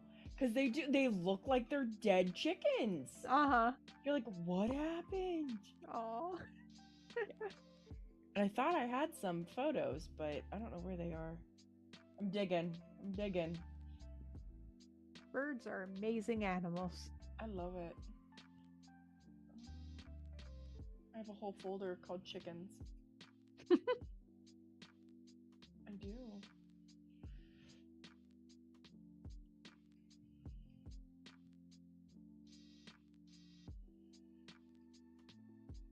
Oh, steak.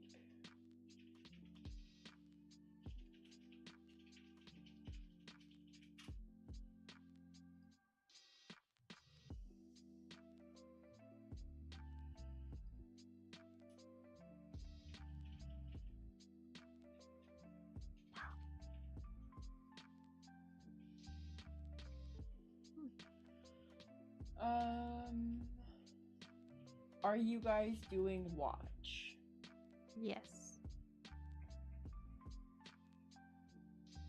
Who is doing watch? What order are you doing watch? I should Go be first. with somebody who looks good. I'd say Meaning they do a good job of looking. I'd say make the elves do it, but we're short an elf. Wait, was Northern Goblin an elf too? I thought he was something random as well. He's a Shatterkai, which is basically Oh. an elf. Right. Yeah. Okay. Edgy elf. He's an Yeah. elf, but emo. Mm-hmm. Emo elf.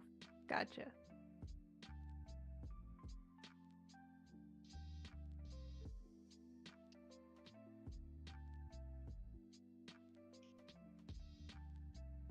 I mean, I can participate, but I don't even have dark vision, so But Olive can definitely take a shift. It's not a problem. I'll do whatever you guys need me to do. I need you to polish my hooves. They're a little mucky and like getting a good polish on them, and I can't quite reach. So if you could help me with that, that'd be great. I meant about the watch. Fine.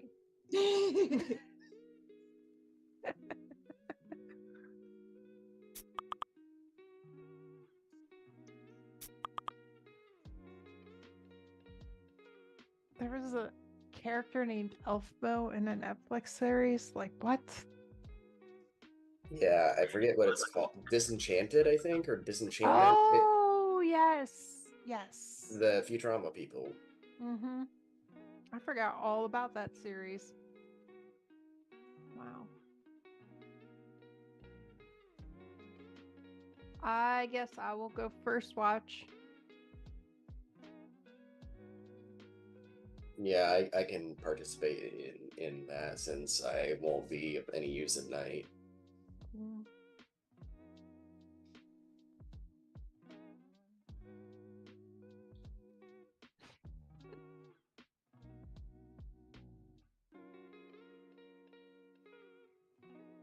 Are we doing 2 watches or 3? And one person by themselves?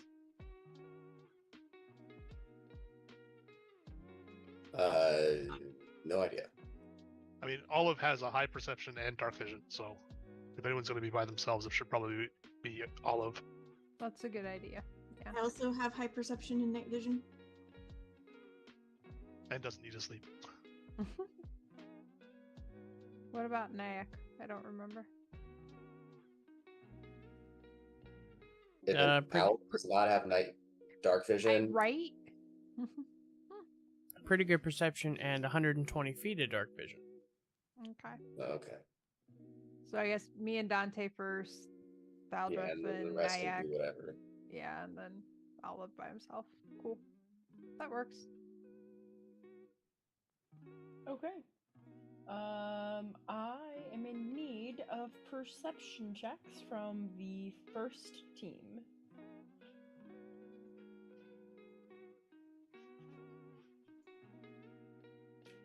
That's terrible, so I'm gonna add a d10 to that.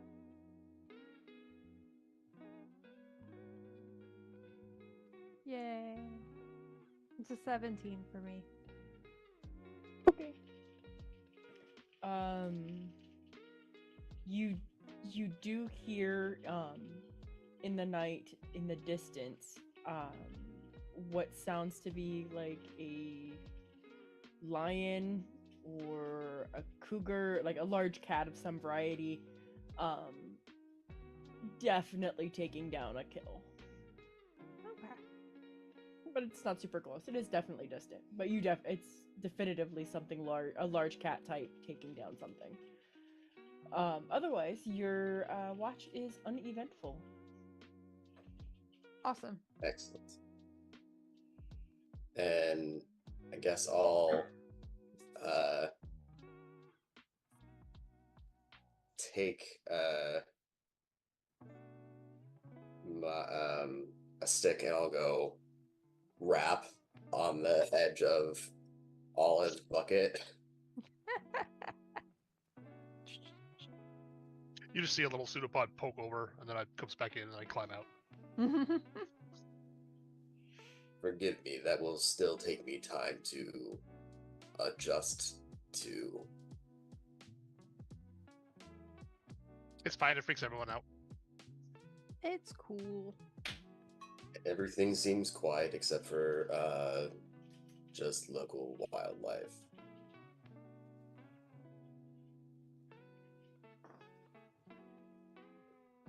Alright, I'm going to sleep. Yep. Perception check from current watch. The next one is me, right? No, we're doing Olive by himself in the middle, and then you guys at the end, I think. Great time for me to roll a nat 1. Yay! I didn't. Oh, I fucking did. Yeah. I assumed I wouldn't. Why do you say things like that?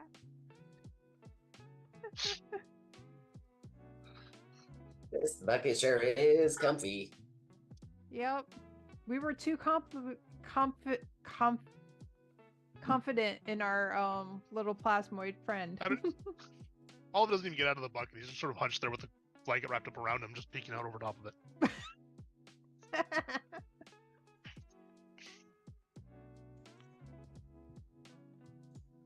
It's too cozy in here. It's too chilly out there. There's nothing. Olive doesn't notice anything. It's a very boring watch for Olive.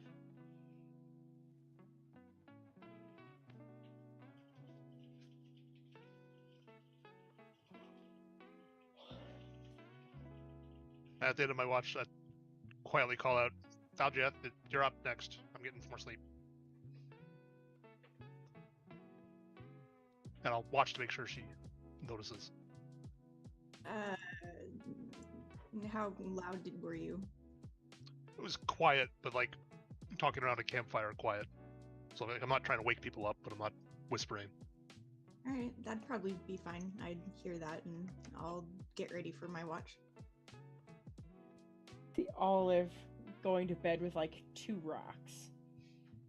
Chuck at whoever's next in watch. I know. I was gonna rip a branch off the tree and whip it at somebody, then I realized Thalja's technically awake, so I don't need to do that.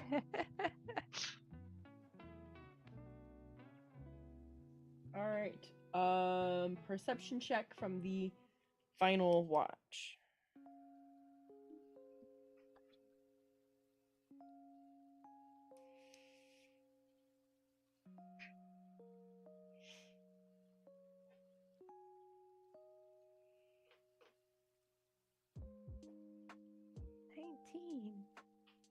You got a +8 on perception?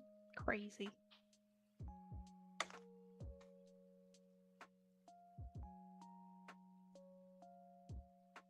Is Nyack not doing a watch? Well, nobody's woken him up, so... Okay. That's fine. I didn't know what was up. Yeah. I couldn't informed someone remember. else that their watch was up. Olive's like, I did my part. I'm done. All right. You saw the picture. There's no way I'm getting up on my own.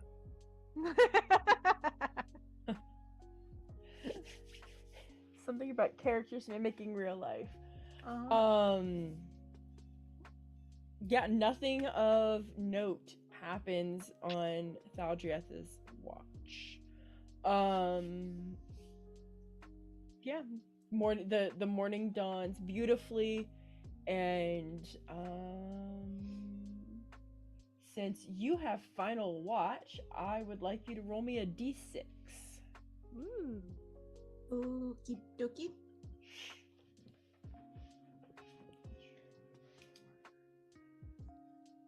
Oh yeah. Guess I should do that. Yeah, you can do it. Did we ever decide which of the ports we're going to? Teru.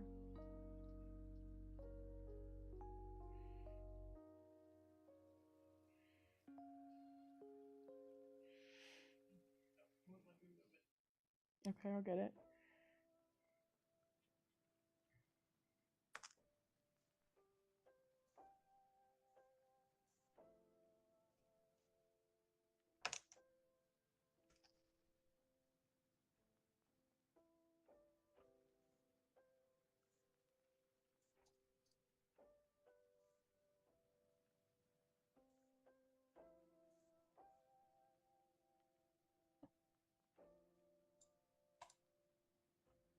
Okay.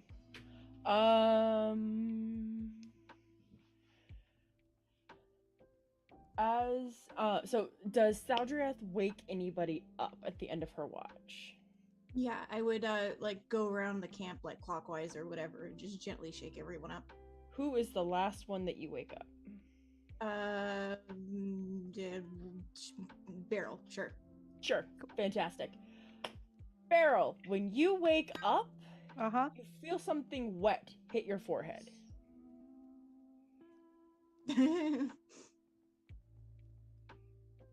What? Do you just like wipe it off? Do you wipe it Uh-huh. and look at it? Like, I wipe it and look like, what? when you look at your hand, something wet hits your hand. Is it like red or It's clear. I look up? And something a drop hits you right in your eyeball. Ah! I get up and like sprint out from under the tree. Like, what the fuck?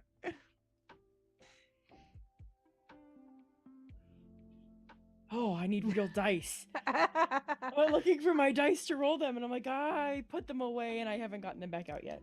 Oh no. It's okay.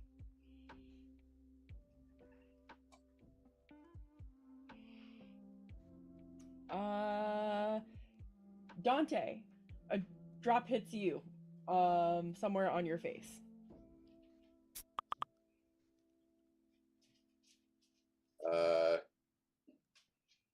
Okay. Can I basically detect what it is? Is it just rain? It is. You would guess, yeah. Like, oh, great. I think it's raining. Ugh. Nyack, you feel a drop land on you.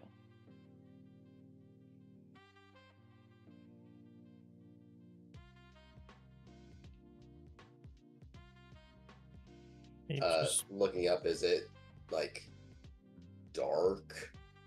Like it's gonna be bad, or It's definitely overcast. It doesn't look like a thunderstorm's rolling in or anything, but it's definitely like some darker clouds overhead. And Got it. more so like you could see where like the sun rose and it was beautiful, and there's like you could just see these clouds moving in.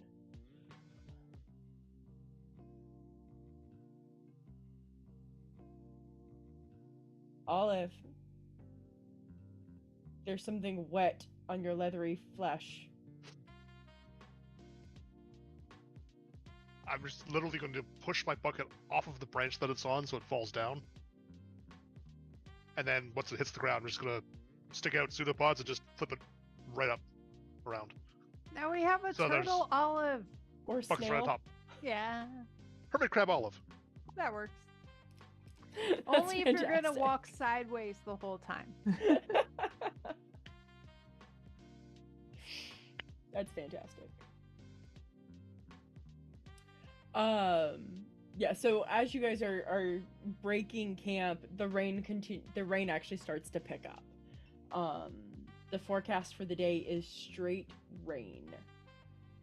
So not heavy rain, but not like that light little drizzly fluffy rain. It's like At least actual it's not rain. curvy rain. Curvy rain? Well, it was straight rain, so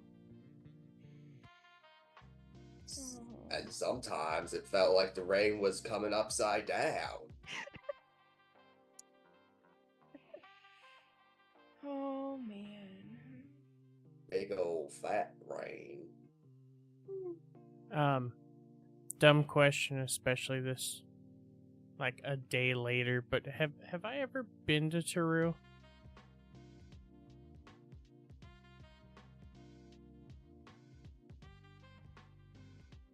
has Olive been to Olive came to Tez 3 through Taru, but like Okay. he stowed away on a ship to get there, so. Nyack would have been ported to Tesnery from the Quorum because they sent him there with a mission. So I was gonna say I could teleport us there, but if I haven't been there and I don't really know it, it could result in some horrible things. Could result in some adventure. Yay! Olive is in support of this. Something I haven't experienced yet. Do you have the ability to scribe on anyone here? Huh? It's a good question. Like, I cannot use that spell, so.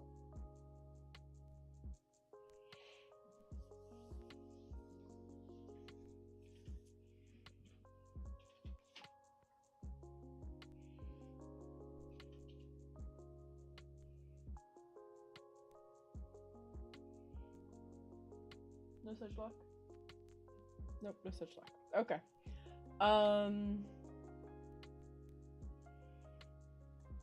Zoom in and move your token. So you guys can go to, I can move your token to one of two locations. I can move it directly 1 square east or 1 square diagonally east. Your choice. Diagonally. Okay.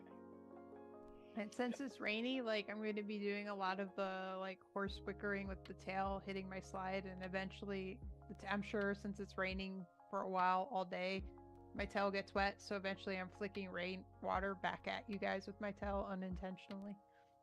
But you know, it's life. This is why Bucket is superior. Careful, Barrel has a splash zone. Yeah.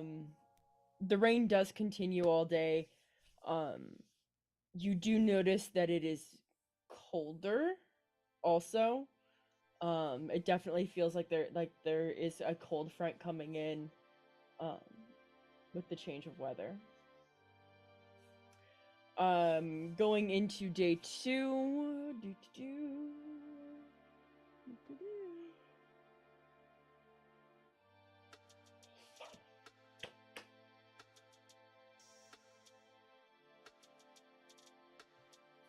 Day 2 is also uneventful. Again, staying along the majority of the road that you're able to find. You don't even see like carts passing you today. It's just very drab. The floor is officially muddy and soggy and nasty, and your boots are wet and you're wet, and there's nothing good that is happening right now. Brace the suck. and it is time to make camp, and it is still raining. Yay. If only we had a way to get out of the elements. Mm-hmm. Yeah. Tonight Nyack definitely Oh, sets hold up. on. Tonight Nyack definitely sets up the tiny hut. Ooh. Does the tiny hut alter the ground that it's on? Or just the I space would- above it? I would say yes, because it does say that the, let me get the exact verbiage. It does say that it's always comfortable inside. I think it says it has a floor too.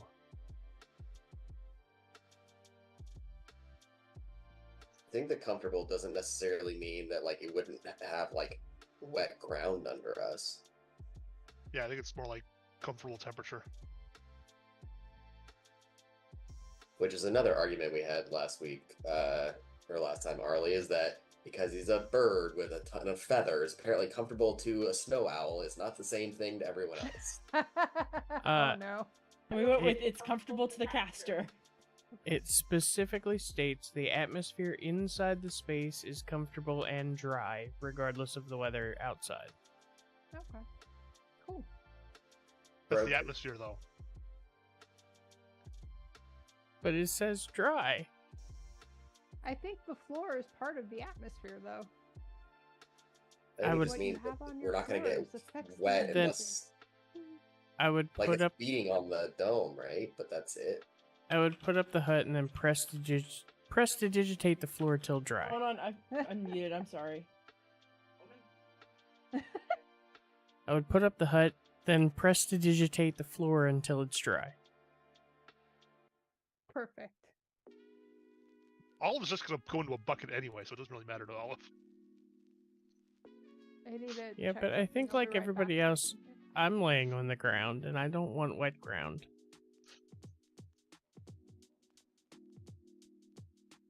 Everyone was laughing at me about the bucket. The bucket is amazing.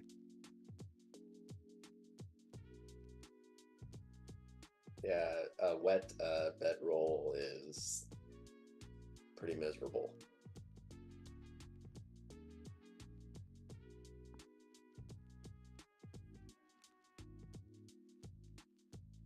And if we want to say that I can't say the word.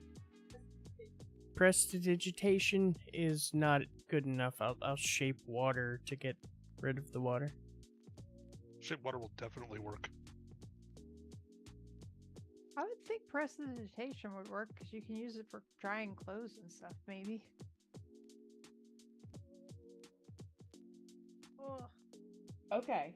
So apparently, Jeremy Crawford confirmed on Twitter that it does have a floor. Okay. It comes up mostly in the context of can enemies burrow up into the tiny hut from Right. beneath, Yeah. but still. So what I would say is like it creates like I'm gonna say like a thin barrier. Like it looks wet under, like the ground looks wet and soggy, but the wet and soggy is not coming up through the barrier. That's what I would go with. Cool. So when the hut disappears, you're in the mud. Mm-hmm. But yeah, that's what I would go with.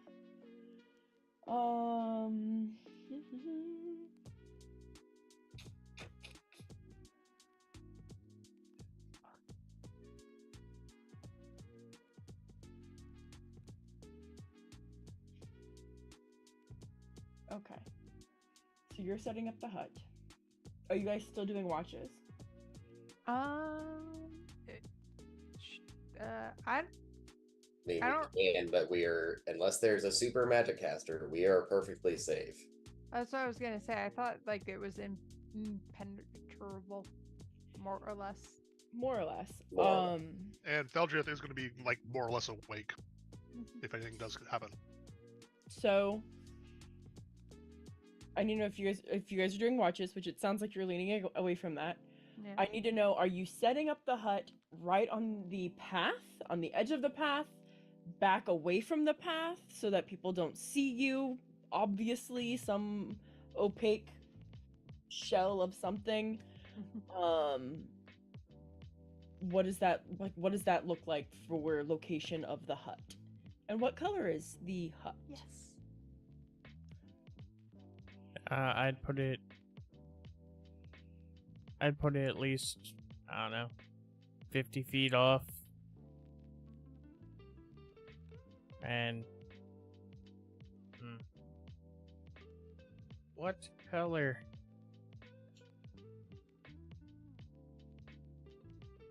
Teal. I was gonna say chartreuse. Oh, Magenta. okay. Chartreuse Magenta. works That'll blend right in. To be fair, that was Salmon. actually the color that you chose on your tiefling in the or was it a tiefling bard you had? Yeah. Yeah.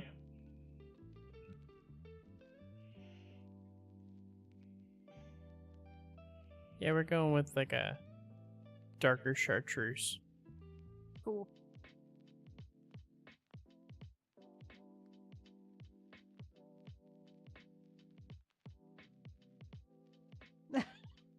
What just was said? Nothing was said. She just started typing, so I know she's Googling what color is chartreuse. It's alright. I'm trying to decide how well chartreuse camouflages.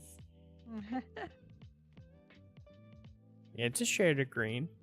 Mm-hmm. Yeah, but it's pretty bright green. That's why I said darker. Is it like spring-like vegetation? Hold on, let me explain some shades of green to you.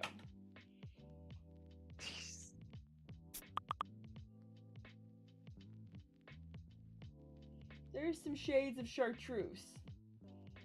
50 Shades of Chartreuse. Oh no. It would have been apple on that chart. Apple. I want to clarify that there's only one square on that entire chart that's actually labeled as chartreuse. I know, that's what I'm wondering. So Like, there's what? chartreuse web, and dark chartreuse as well as And pale chartreuse down in the corner. chartreuse. Yeah. But he didn't Yeah. say dark or pale chartreuse. He just said chartreuse. He said a darker shade of chartreuse, Well, then dark chartreuse. There we go. which is fine, but still, it's Well- a single color. Well, dark Then we'll chartreuse go is with that. pretty close to apple. Yeah.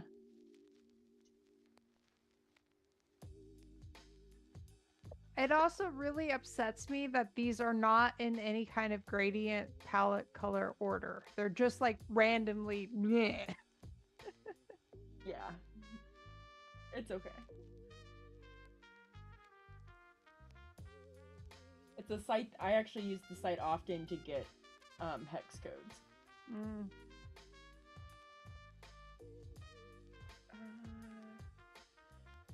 So dark chartreuse. Okay. I like it. I think the one on there that bothers me most is dark lime. The what? I'm sorry. Dark lime. Dark lime. That's the one on the chart that bothers me most. You couldn't come up with a better name than dark lime? Yeah. That's not really what dark green limes look like either. Like, that's weird.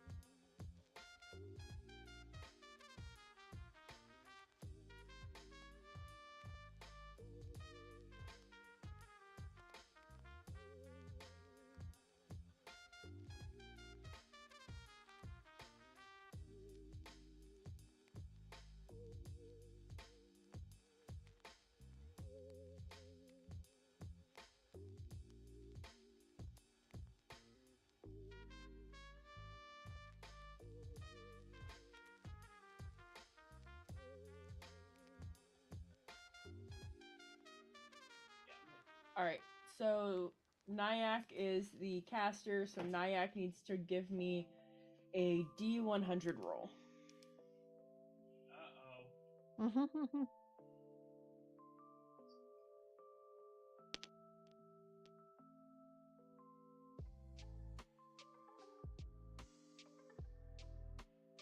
I rolled a 4. All right, so while I resolve this 4, let's do this. Let's take a quick break. I got dogs that need to run out real quick. Sil's got something he's got to do, so we're gonna do a quick 5, and then we'll come back, and you guys will know what 4 means. Okay. Before we cast this, fireball.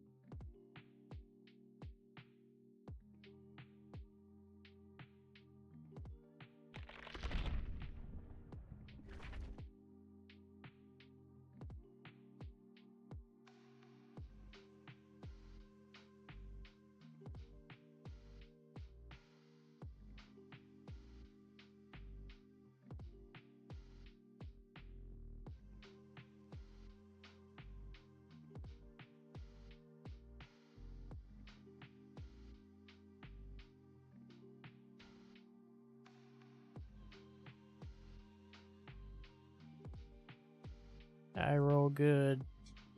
Yee. Hey, maybe Lo is good on this one. And you saved us.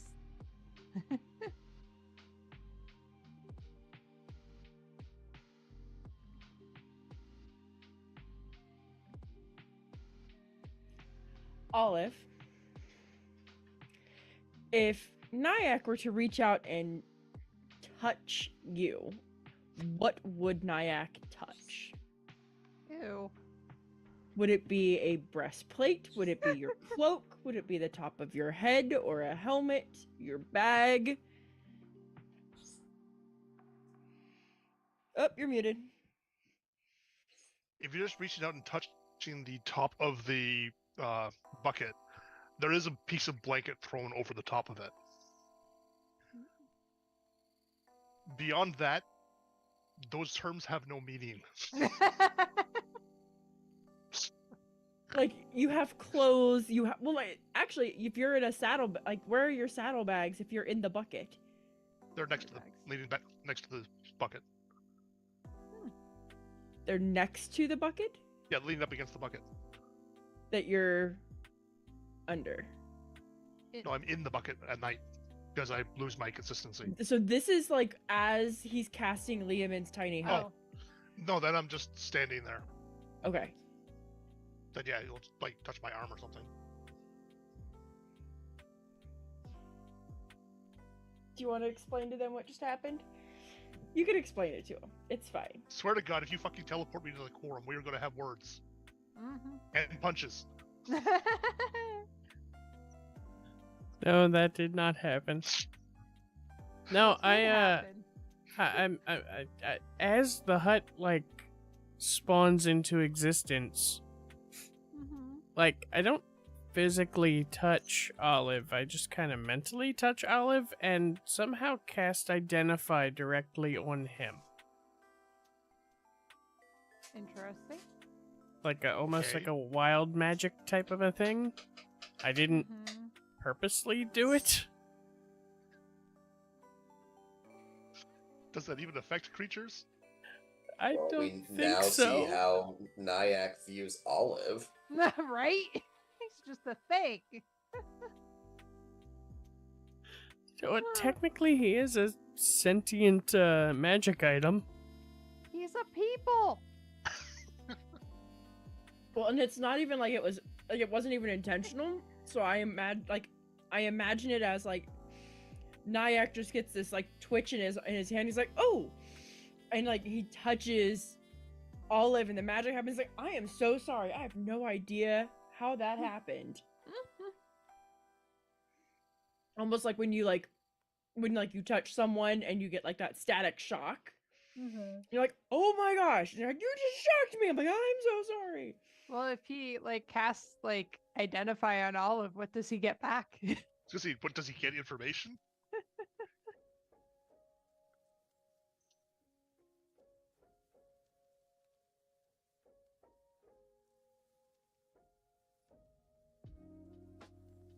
Depends. Is Olive an actual sentient being? Or is Olive a product of an experiment?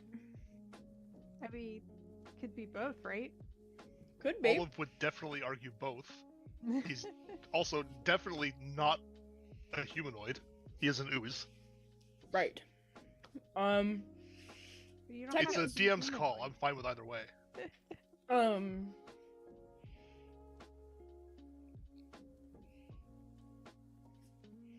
Sure. We'll say yes. And you can choose whatever it is, and you can either say it or message it. It doesn't matter. I would have messaged it to him. You can communicate it if he wants to. It's funnier this way.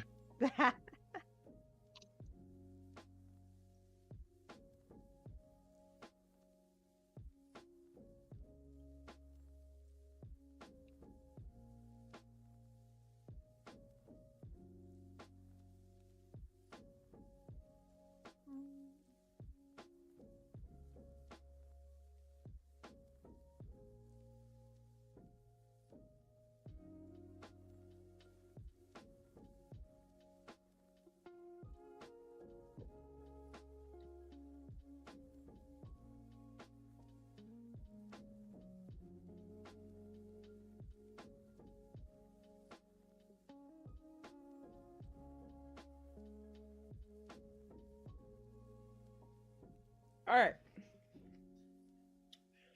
So the hut's up. There's been an interaction between Nyack and Olive. How are you guys preparing for the evening? Is there a fire? Are you making food? Eating rations? Hey, if we make fire, will the smoke just get trapped in the hut? No, it does not. Oh, okay. It specifically says that smoke does not stay inside the hut. The atmosphere stays clear. Oh, that's good. Then I vote fire. It just magically gets ported out. It's fine. Mm-hmm. Because magic. Because D&D.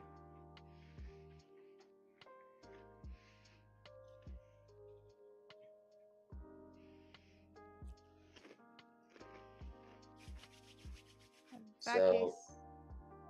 Go ahead. No, never mind. Never mind. Okay. I was gonna say, in that case, I would build a fire, give myself a very big shake to shake off some of the water that was residual on me, and then sit by the fire for a little bit.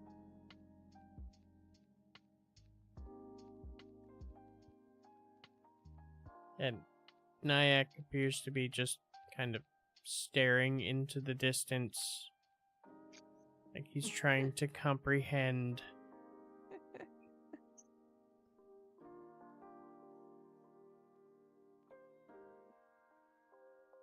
You apparently wanted to know. Nyack, you seem troubled.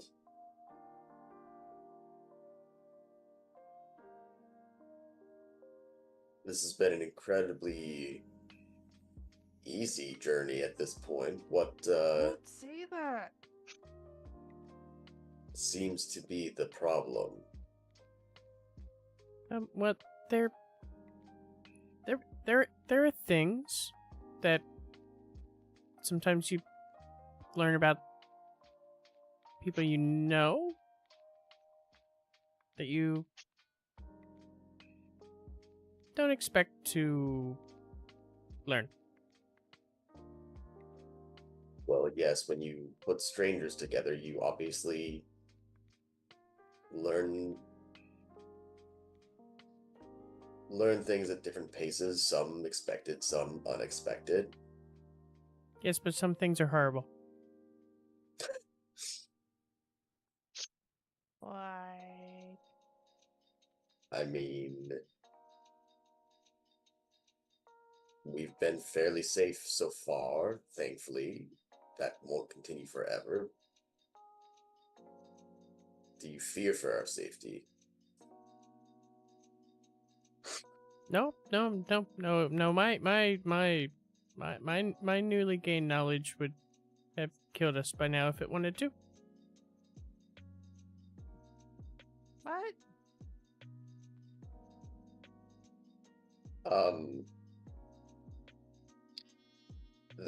The crypticness and the fact that you keep escalating makes it sound like you're lying. You can believe that if you want. Can you just be more specific about what it is? No. What? I feel like What? you could be I- more I- specific. I mean, I could, but Okay. what I've learned is not mine to share. Okay.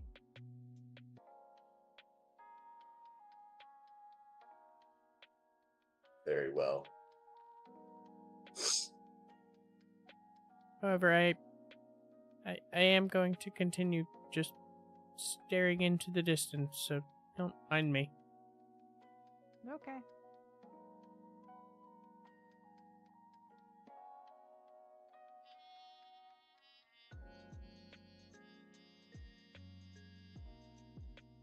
Yeah, I'm assuming I'd be pretty tired trudging through the rain all day, so I'd probably knock out pretty quick. Yep.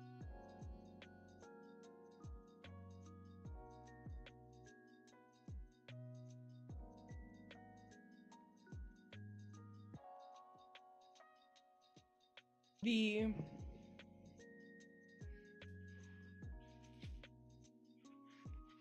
how do I phrase this? Because you guys aren't doing watches, so the best of your knowledge, the night goes uneventful. Yay. There's nothing outside waiting for us when we wake up. Sniffing. You don't know that. You're not awake yet. I'm just saying when we do wake up. Well, Is there anything outside? I need to know in what order are you guys waking up? I'm definitely not the first to wake up. I'd probably be the first since I'm not even really sleeping.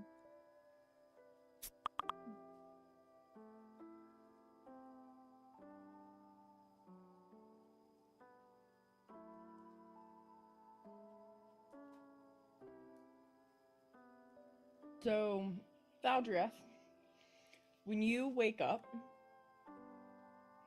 look around, take in your surroundings.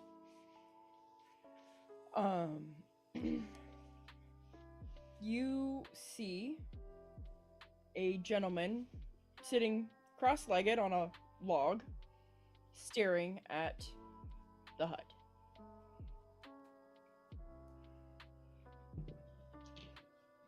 Kill him.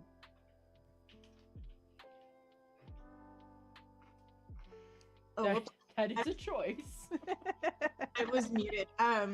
So now am I seeing this through like a window or a door or? No, like you can see out that opaque, yeah. for you guys the hut is transparent. Ah, okay, For them the hut is opaque. got it. All right, yeah. And is he just like, what is his facial expression? Neutral. Okay. I would start shaking people awake, but with like a finger over my mouth to, be quiet, shh, don't say anything. And then I would point at them as I wake people up, and I do that for everyone. Okay. Now keep in mind this is so because Saldrieth would have gotten only like 4 hours, I think it is, of sleep. It's 4 hours, yeah. So this is 4 hours into your sleep. She's walking around waking everybody up. Oh, so quietly. it's not morning yet? No. Yay. You've been asleep for 4 hours. Alright. It's still dark. Yes. Yes, it is. Shh, shh, shh. And then I keep pointing.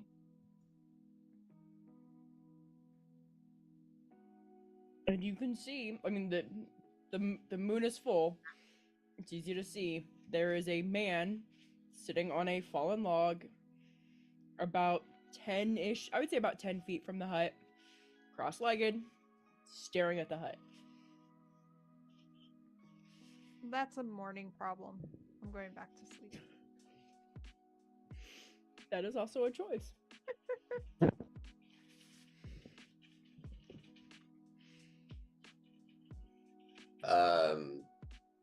I'm gonna use my little trick again and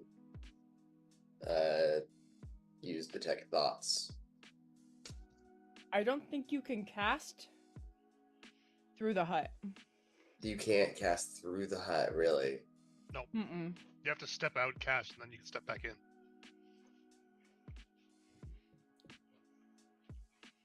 So is it like anti-magic in here or something? It's just a No. barrier you can't cast through. There's no line of effect Like, to you the could- target. Be in here and cast the spell like on yourself or one of us in here, but you can't cast to something outside. Mm-hmm. Hmm. Same way if there's like a window between you and a guy, you try and fireball, the fireball just hits the window. Well, Gotcha. shatters. But Okay, I don't do that then. that's why I said it's a morning problem. Sleep. I would whisper to Dante, should I go talk to them? Can they hear outside of the hut? I'm pretty Like- sure that doesn't block anything like that, yeah. Just light. Like, you can't see into it. Okay.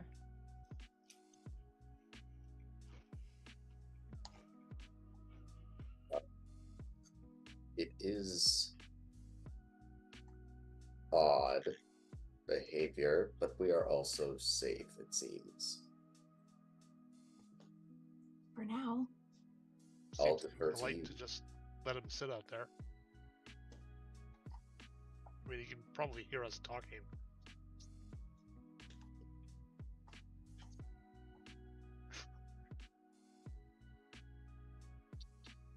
Then, if diplomacy seems to be your chosen path, Aldria, feel free to go.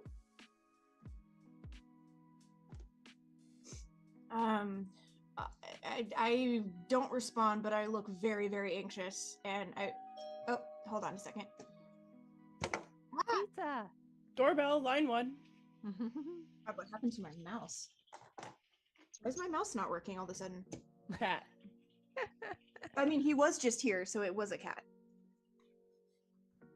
Okay, there we go. Okay, 1 sec.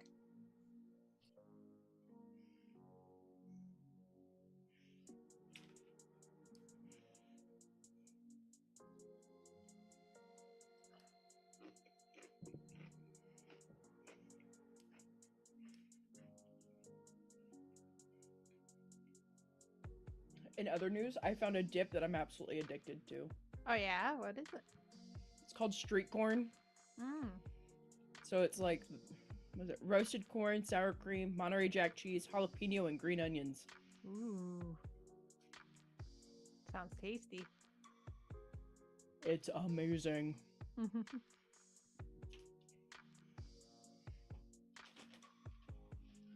It's that perfect blend of sweet, creamy, and spicy.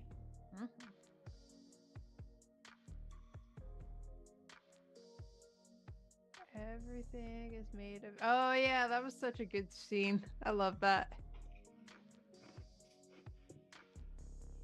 That movie was so good.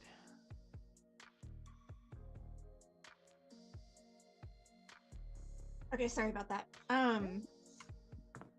So I am very visibly anxious. I will step out of the hut and just kind of like awkwardly raise one hand and just wave. Roll for initiative.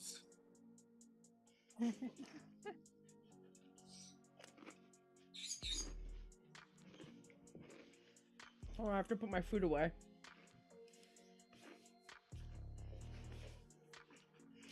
Because now my snack time is over. I have to go back to being a DM. Oh, by the way, the reason my mouse wasn't working is because there was now a tuft of fur underneath the sensor. Cat problems. Yep. Normal cat problems.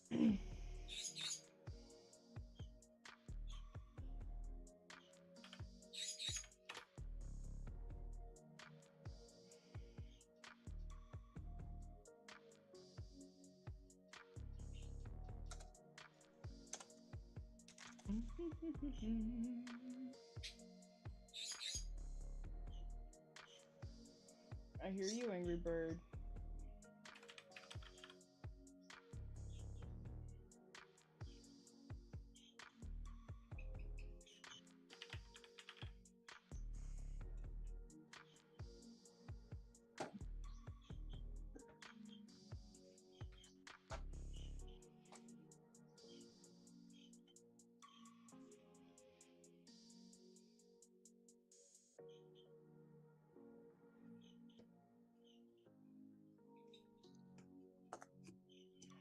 Okay.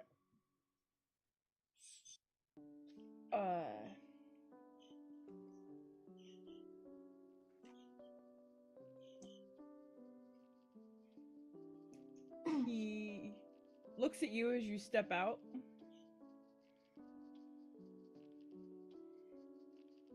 And you get the chance to get a little bit of a better look at him. You notice that what you thought was long hair is actually a cloak pulled up, resting like the edge of the resting just below the brow. You can see reflection in his eyes from the moonlight as he's looking at you.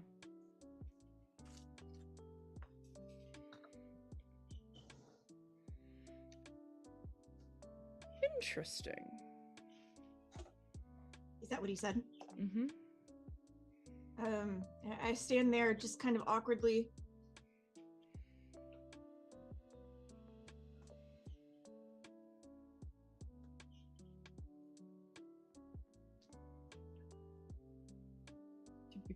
Did you come out just to stare at me all night?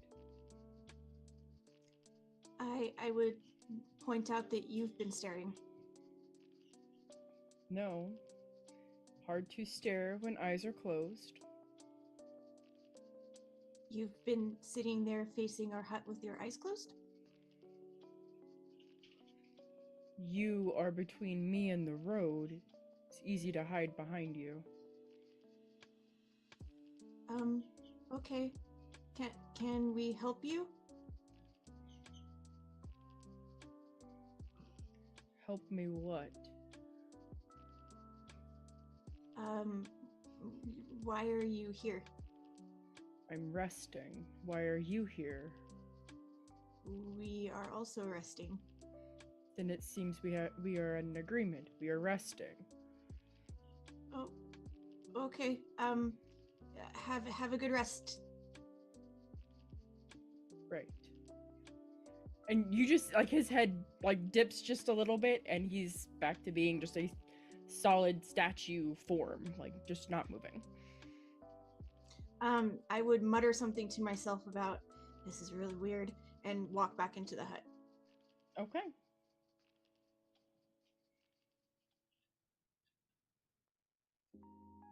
Sounds like a morning problem. I'll just flip the blanket back over myself. Yeah, go back to bed, I guess. I do not, like, meditate or rest or anything. I'm just gonna sit cross-legged and watch the other dude because it's really weird to her and she's not comfortable with this. That's fair.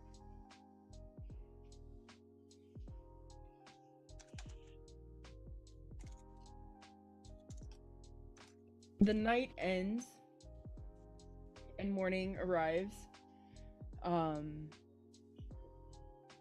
Did Thaldrieth keep up with the fire overnight, or did she just kind of let it go? Oh, I would have maintained it. Okay. So morning comes, and the only inclination that you have that it is colder out is that you can, like, Thaldrieth has slowly noticed the progression of being able to see the breath of the Watcher. Otherwise, it looks like a normal day, and it feels rather cozy inside the hut. Let's just stay here. Right. You only have, like, what, 2 more hours on this after morning? It's fine. It only lasts, what, 8 hours? 12 hours? 8 hours? Yeah, you don't have long. Soon the hut will be gone. But morning has arrived.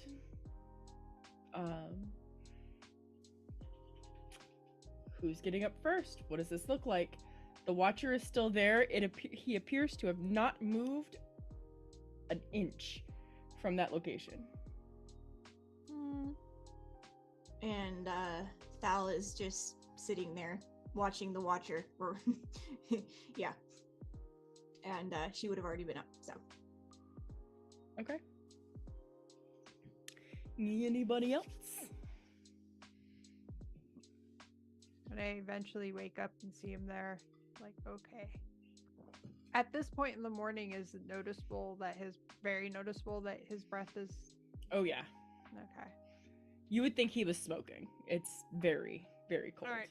Well, then I'll sit, as I'm getting ready in the morning, I'll start taking stuff out of my pack, my cold weather gear out of my pack, and start layering up a bit. Okay. Do you, as a centaur, do you wear leg warmers?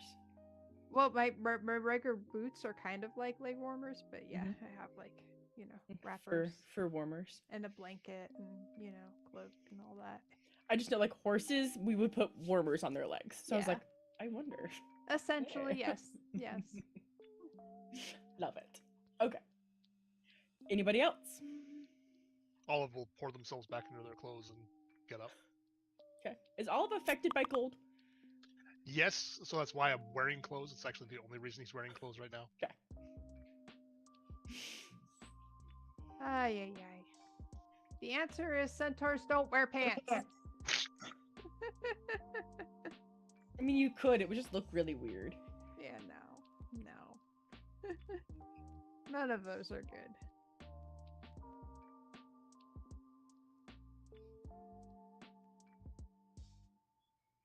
Mm-mm.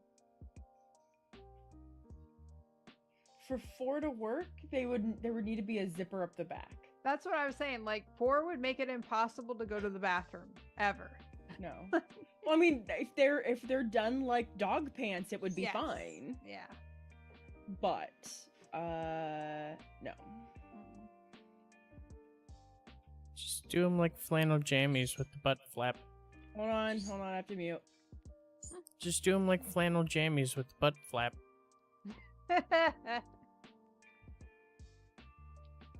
All right, going to Nyack and Dante. It is morning. You're waking up. I do. It's cold out. Well, not in the hut, but outside the hut, it's definitely cold. Okay. Yeah, Nyack Uh, gets up, looks over, sees the guy still there. Just kind of shakes his head. Sticks his arm out of the hut just to feel how cold it is out there. Pulls it back in. It is very, very cold. And you do see, like, very obviously see breath plume as as your watcher is breathing. I'm gonna say maybe I should have invited him into the hut. No. No. Out of character, I don't think you can. You need to be present when it's cast. Well, Sal wouldn't know that. Yeah.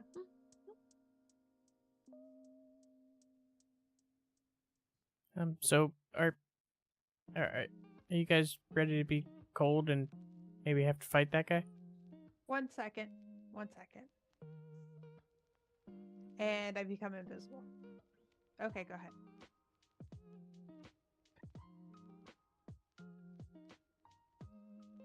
Did you actually cast Invis on yourself? I didn't cast invisible. I used Psychic Bell to make myself invisible. Sal would be like, "Oh, interesting."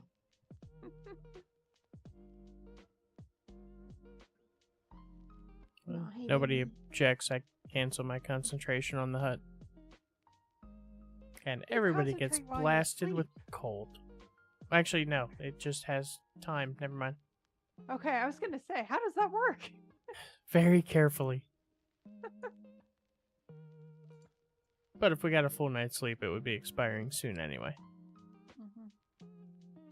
I would say you guys would have just enough time to put extra warm clothes on. Yeah. And then, poof, you are blasted not just with cold air, but very cold air. It is roughly 30 degrees Fahrenheit outside. That's terrible. It is freezing this morning, literally. It is extremely cold. You can actually, like, Beryl would feel under her hooves like the ground is, like, the top layer is very frozen. Yeah. And the Watcher is sitting there with just a cloak on, not moving, obviously not shivering, but breathing. I want to try and like move silently away from everybody else, like around kind of like the side of that guy, just in case.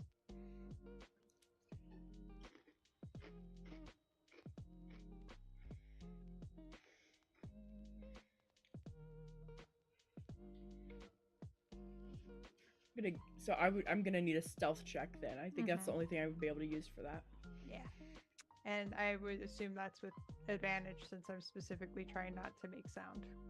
Sure.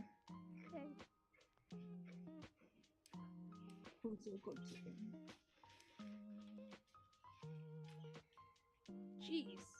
Okay, well, that's not too bad. That's a 30.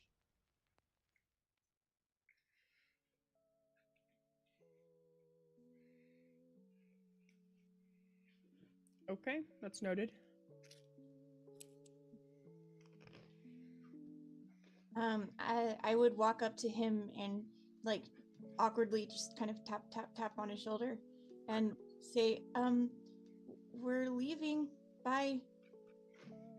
Like, as soon as you tap, he actually goes, "Yes, child."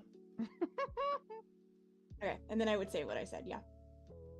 Congratulations. Enjoy the cold. You too? I miss the feel of cold. You can't feel the cold? No, I cannot. Oh, I guess that explains a few things.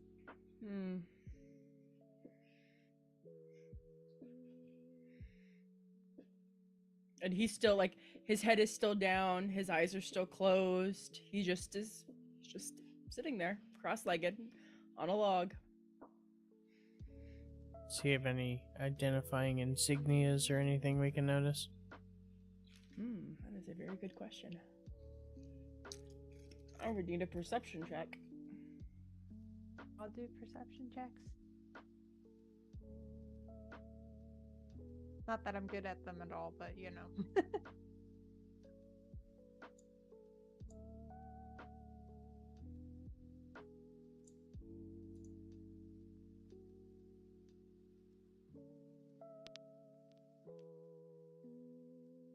Hey. Still straight looked at me and goes, "Does it rely on smell?" What? I love it. That is amazing. She said, "Are you going to give this to me again?" And I said, "Well, last time it got me a free shield." You do notice a gargoyle tattoo on his forearm. And it's like the length of the forearm. It's a very ornate tattoo. Would that Somebody mean in the anything forest to me? just found a mouse.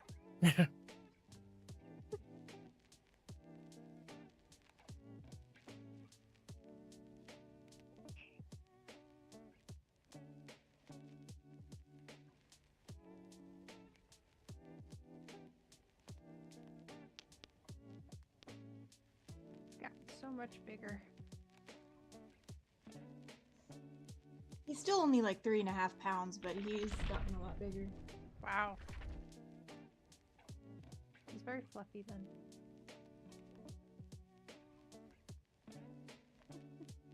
Okay. So Still asked if his character, if that tattoo would mean anything to his character. I'm gonna resolve that real quick, and then it's up to him if he wants to share it or not. Cool.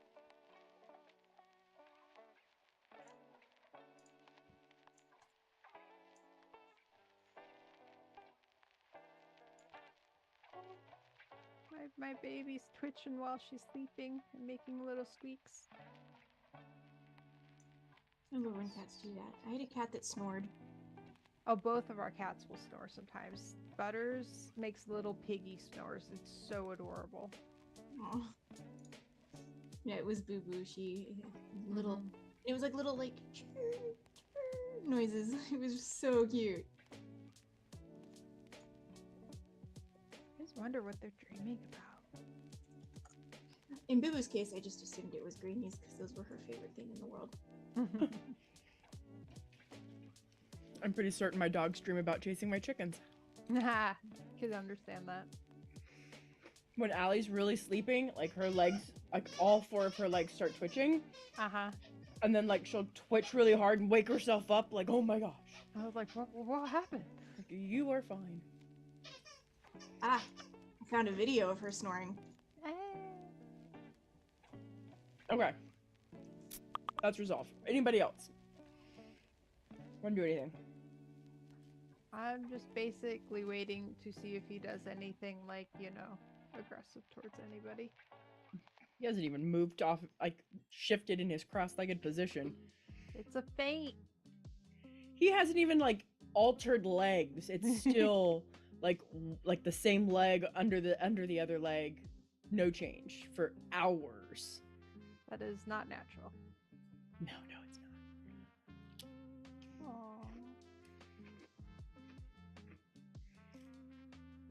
Nyack will look at him.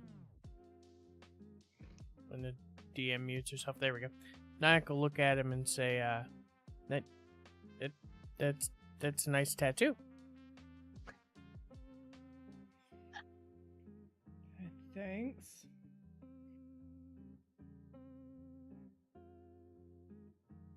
He'll look at whoever's around me, like Dante, and I'll say, see that tattoo means that this guy made a pact with a gargoyle. That's why he doesn't move. And why he said he can't feel cold. The gentleman, once stationary, slowly lifts his head. And once his head's up, he opens his eyes. Now that there's light, you can see his eyes are gray. Doesn't mean he's blind, just gray. There is the reflectiveness in his pupils, like cats. And he looks at Nyack.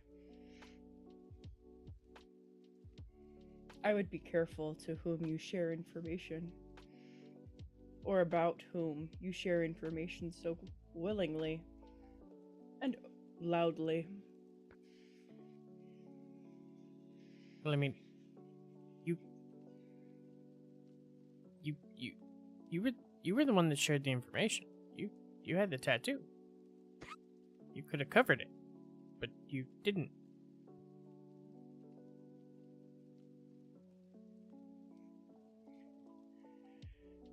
You would also know that it makes me a prisoner.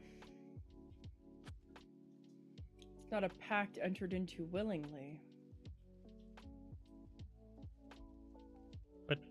But when I entered into, Doesn't mean I wanted it.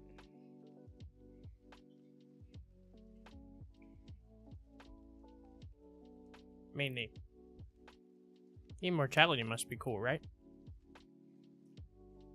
Yes, watching my children die before me is fantastic.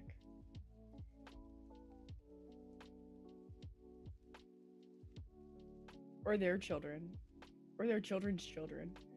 I think I'm going into my 7th generation of my family that I've watched die before I have.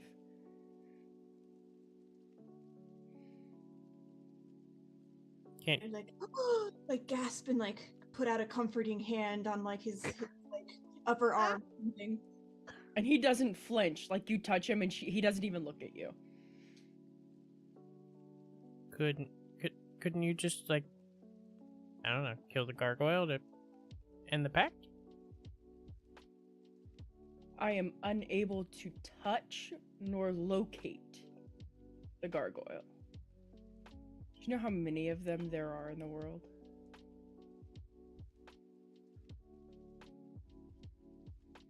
How easily they hide.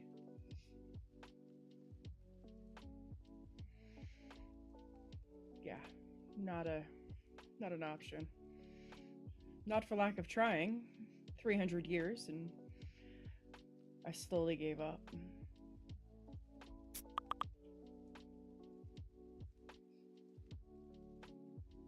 How did you end up by us and why? I decided my body should probably rest after 15 days of walking, I think it was. Sorry, I'm losing count of days at this point. I just kind of walk.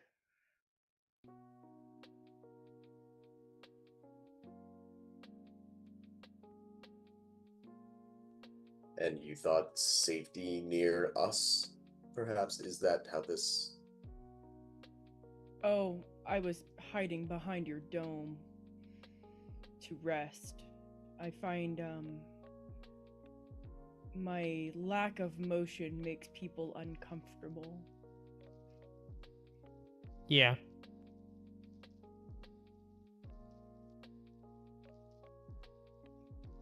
You're muted, Endus. I mean, I get that. I also find that if I move too much in a small time frame, people become uncomfortable as well, so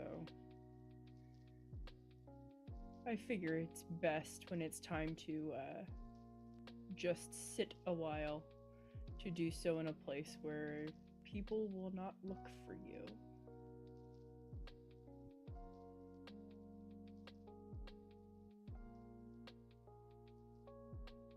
Where are you going now? Wherever my feet take me. Currently, I have no destination. You see, when you've lived, I don't even know how many years it's been now. There's a point where it just goes numb.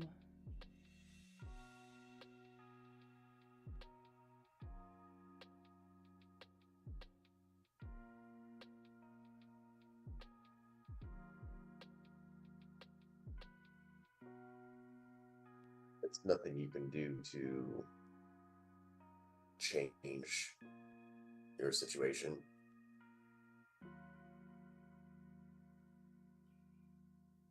My lord sold me as a way to pay a debt. And this is the sentence I got. And then they shipped me to another continent. Or another edge of the continent. I'm not even sure anymore. To ensure I couldn't find the one they bound me to. The twisted magic. You know, it was once used to actually help heal people, and now they use it to enslave them. I would gasp again and be, oh, that's so blasphemous. I wish I still had emotions for it. I remember it used to make me cry. At least I think I cried. I imagine tears feel like warm rain. But I don't have those anymore.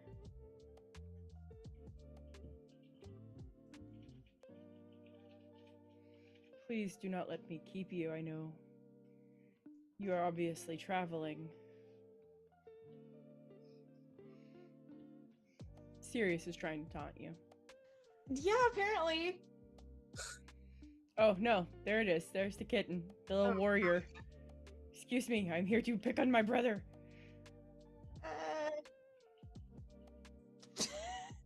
Listen, you do this to me with toys, I do this to you with my tail. Good lord. This is fair. Oh no, the kitten went the other direction. Mm-hmm. You're the one that got two cats. I would ask him if there's anything we can do to help him.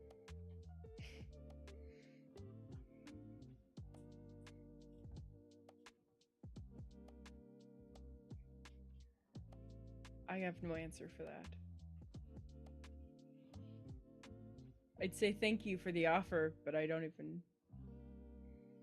Not sure I know what thanks is anymore. I'm very... I want to say I'm sorry, but again, like, emotions just don't seem to exist within my soul. Like, my soul itself, it's tired of being stuck and trapped here.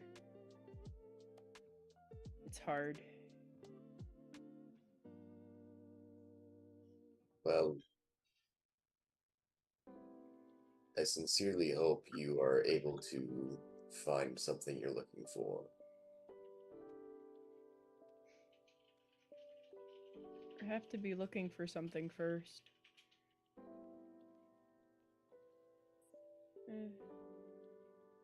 Maybe one day I'll find purpose in this.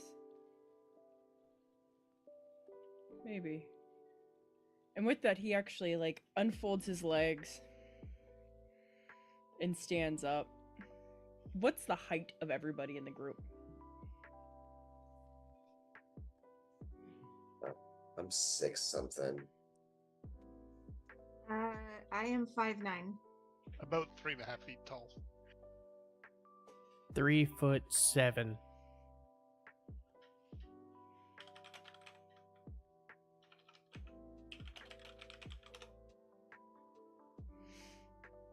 How tall is Beryl? 5'2". Okay. Hey, that's my height.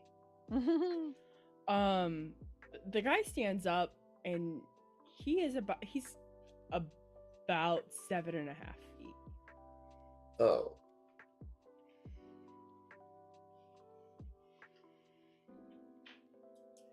And he's like, he just stretches and you hear like like not just joints pop, but like muscles pop almost. Like everything just kind of gives this like really creaky sound. Like the sound of like stone breaking. Sorry if that's unnerving. Guess I've gotten used to it over the years. Suppose I will be on my way since I no longer have the cover of your whatever shelter that was.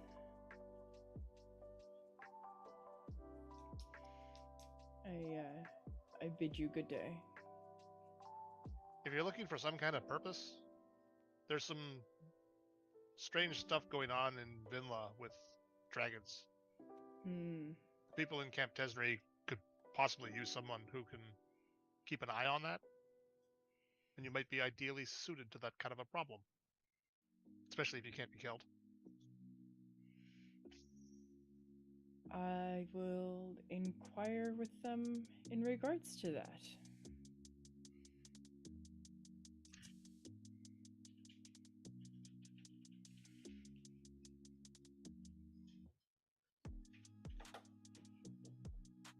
In the event that we do meet again, and now that he's standing, he pulls his hood back, and you see silver hair. So like age has taken all color from him at this point. And you can see the point of his ears that show his once elven heritage.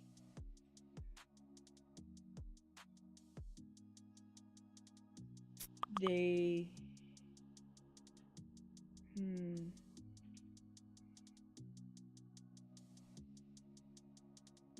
they used to call me another name, but the last town I was in called me Joseph. So you may call me Joseph. I do like a little polite little. It was nice to meet you, Joseph.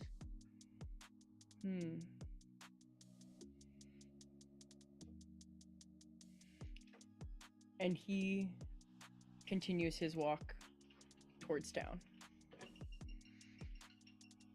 And you notice like he walks rather elegantly for someone who doesn't move very often.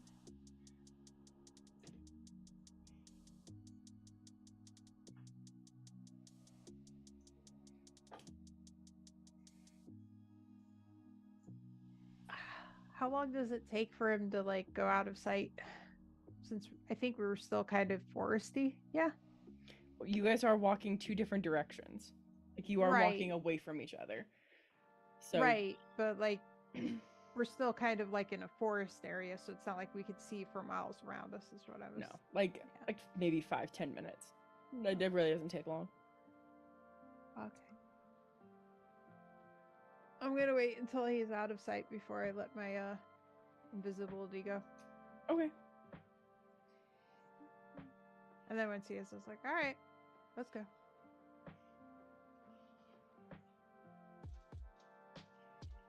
I mutter to myself something about praying about him later.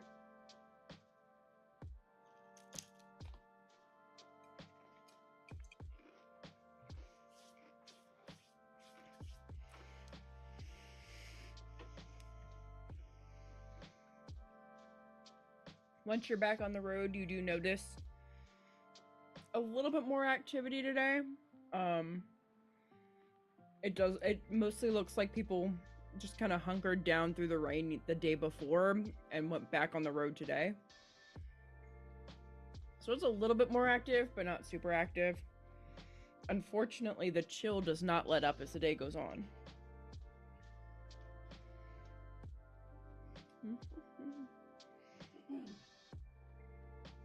And with that,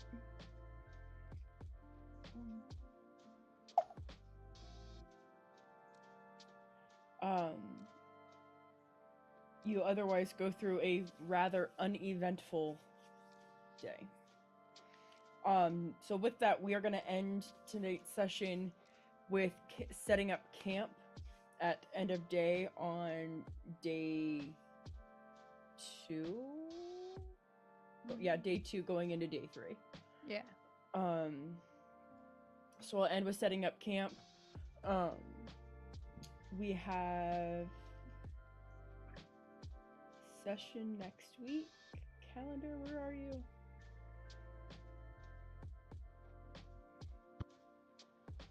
Yeah. So we'll have we will have session next week. Well, actually, I have nothing on the calendar other than D&D the entire month of February. So Hey. we might actually get several sessions in and get some stuff done. I am tentative on the 17th. I am not sure entirely about that yet. Okay. I appreciate the heads up. Yes. So, let's talk experience. 1 million experience. Not likely. 27,600 then. Yeah. Much more reasonable. Yes. Very much more reasonable. 2,700? Is that what I'm hearing? More. No.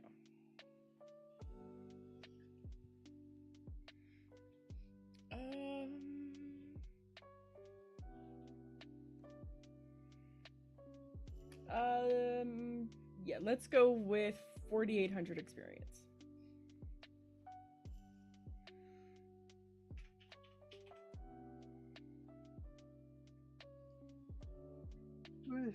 Makes our new total what? That's still a silver response. Mm-hmm. Okay.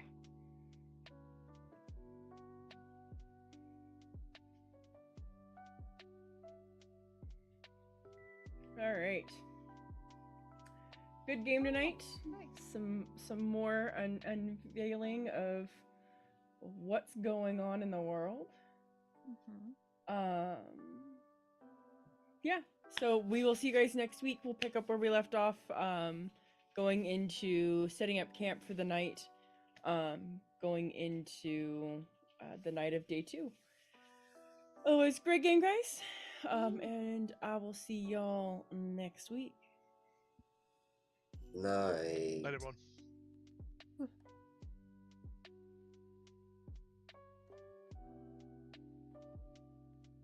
All right. And with that, we are done for this evening. We met a gargoyle man. Good old Joe Bags. We should have hired him as a mercenary. Convinced him to come with us in some way, but instead, we didn't. I didn't. Olive told him to go find work there. Yeah, I know. I thought about it after he walked away. But, as you heard, it doesn't sound like we're going to have any nights off, so this month we're going to be rolling through. Hopefully.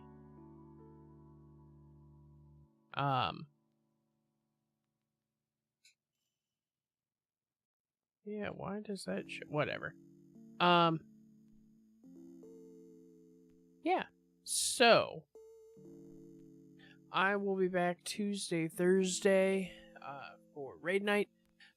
We are working on Heroic Farak at this point, so we're up to the last boss. So Tuesday we're probably going to do normal Farak and then Heroic.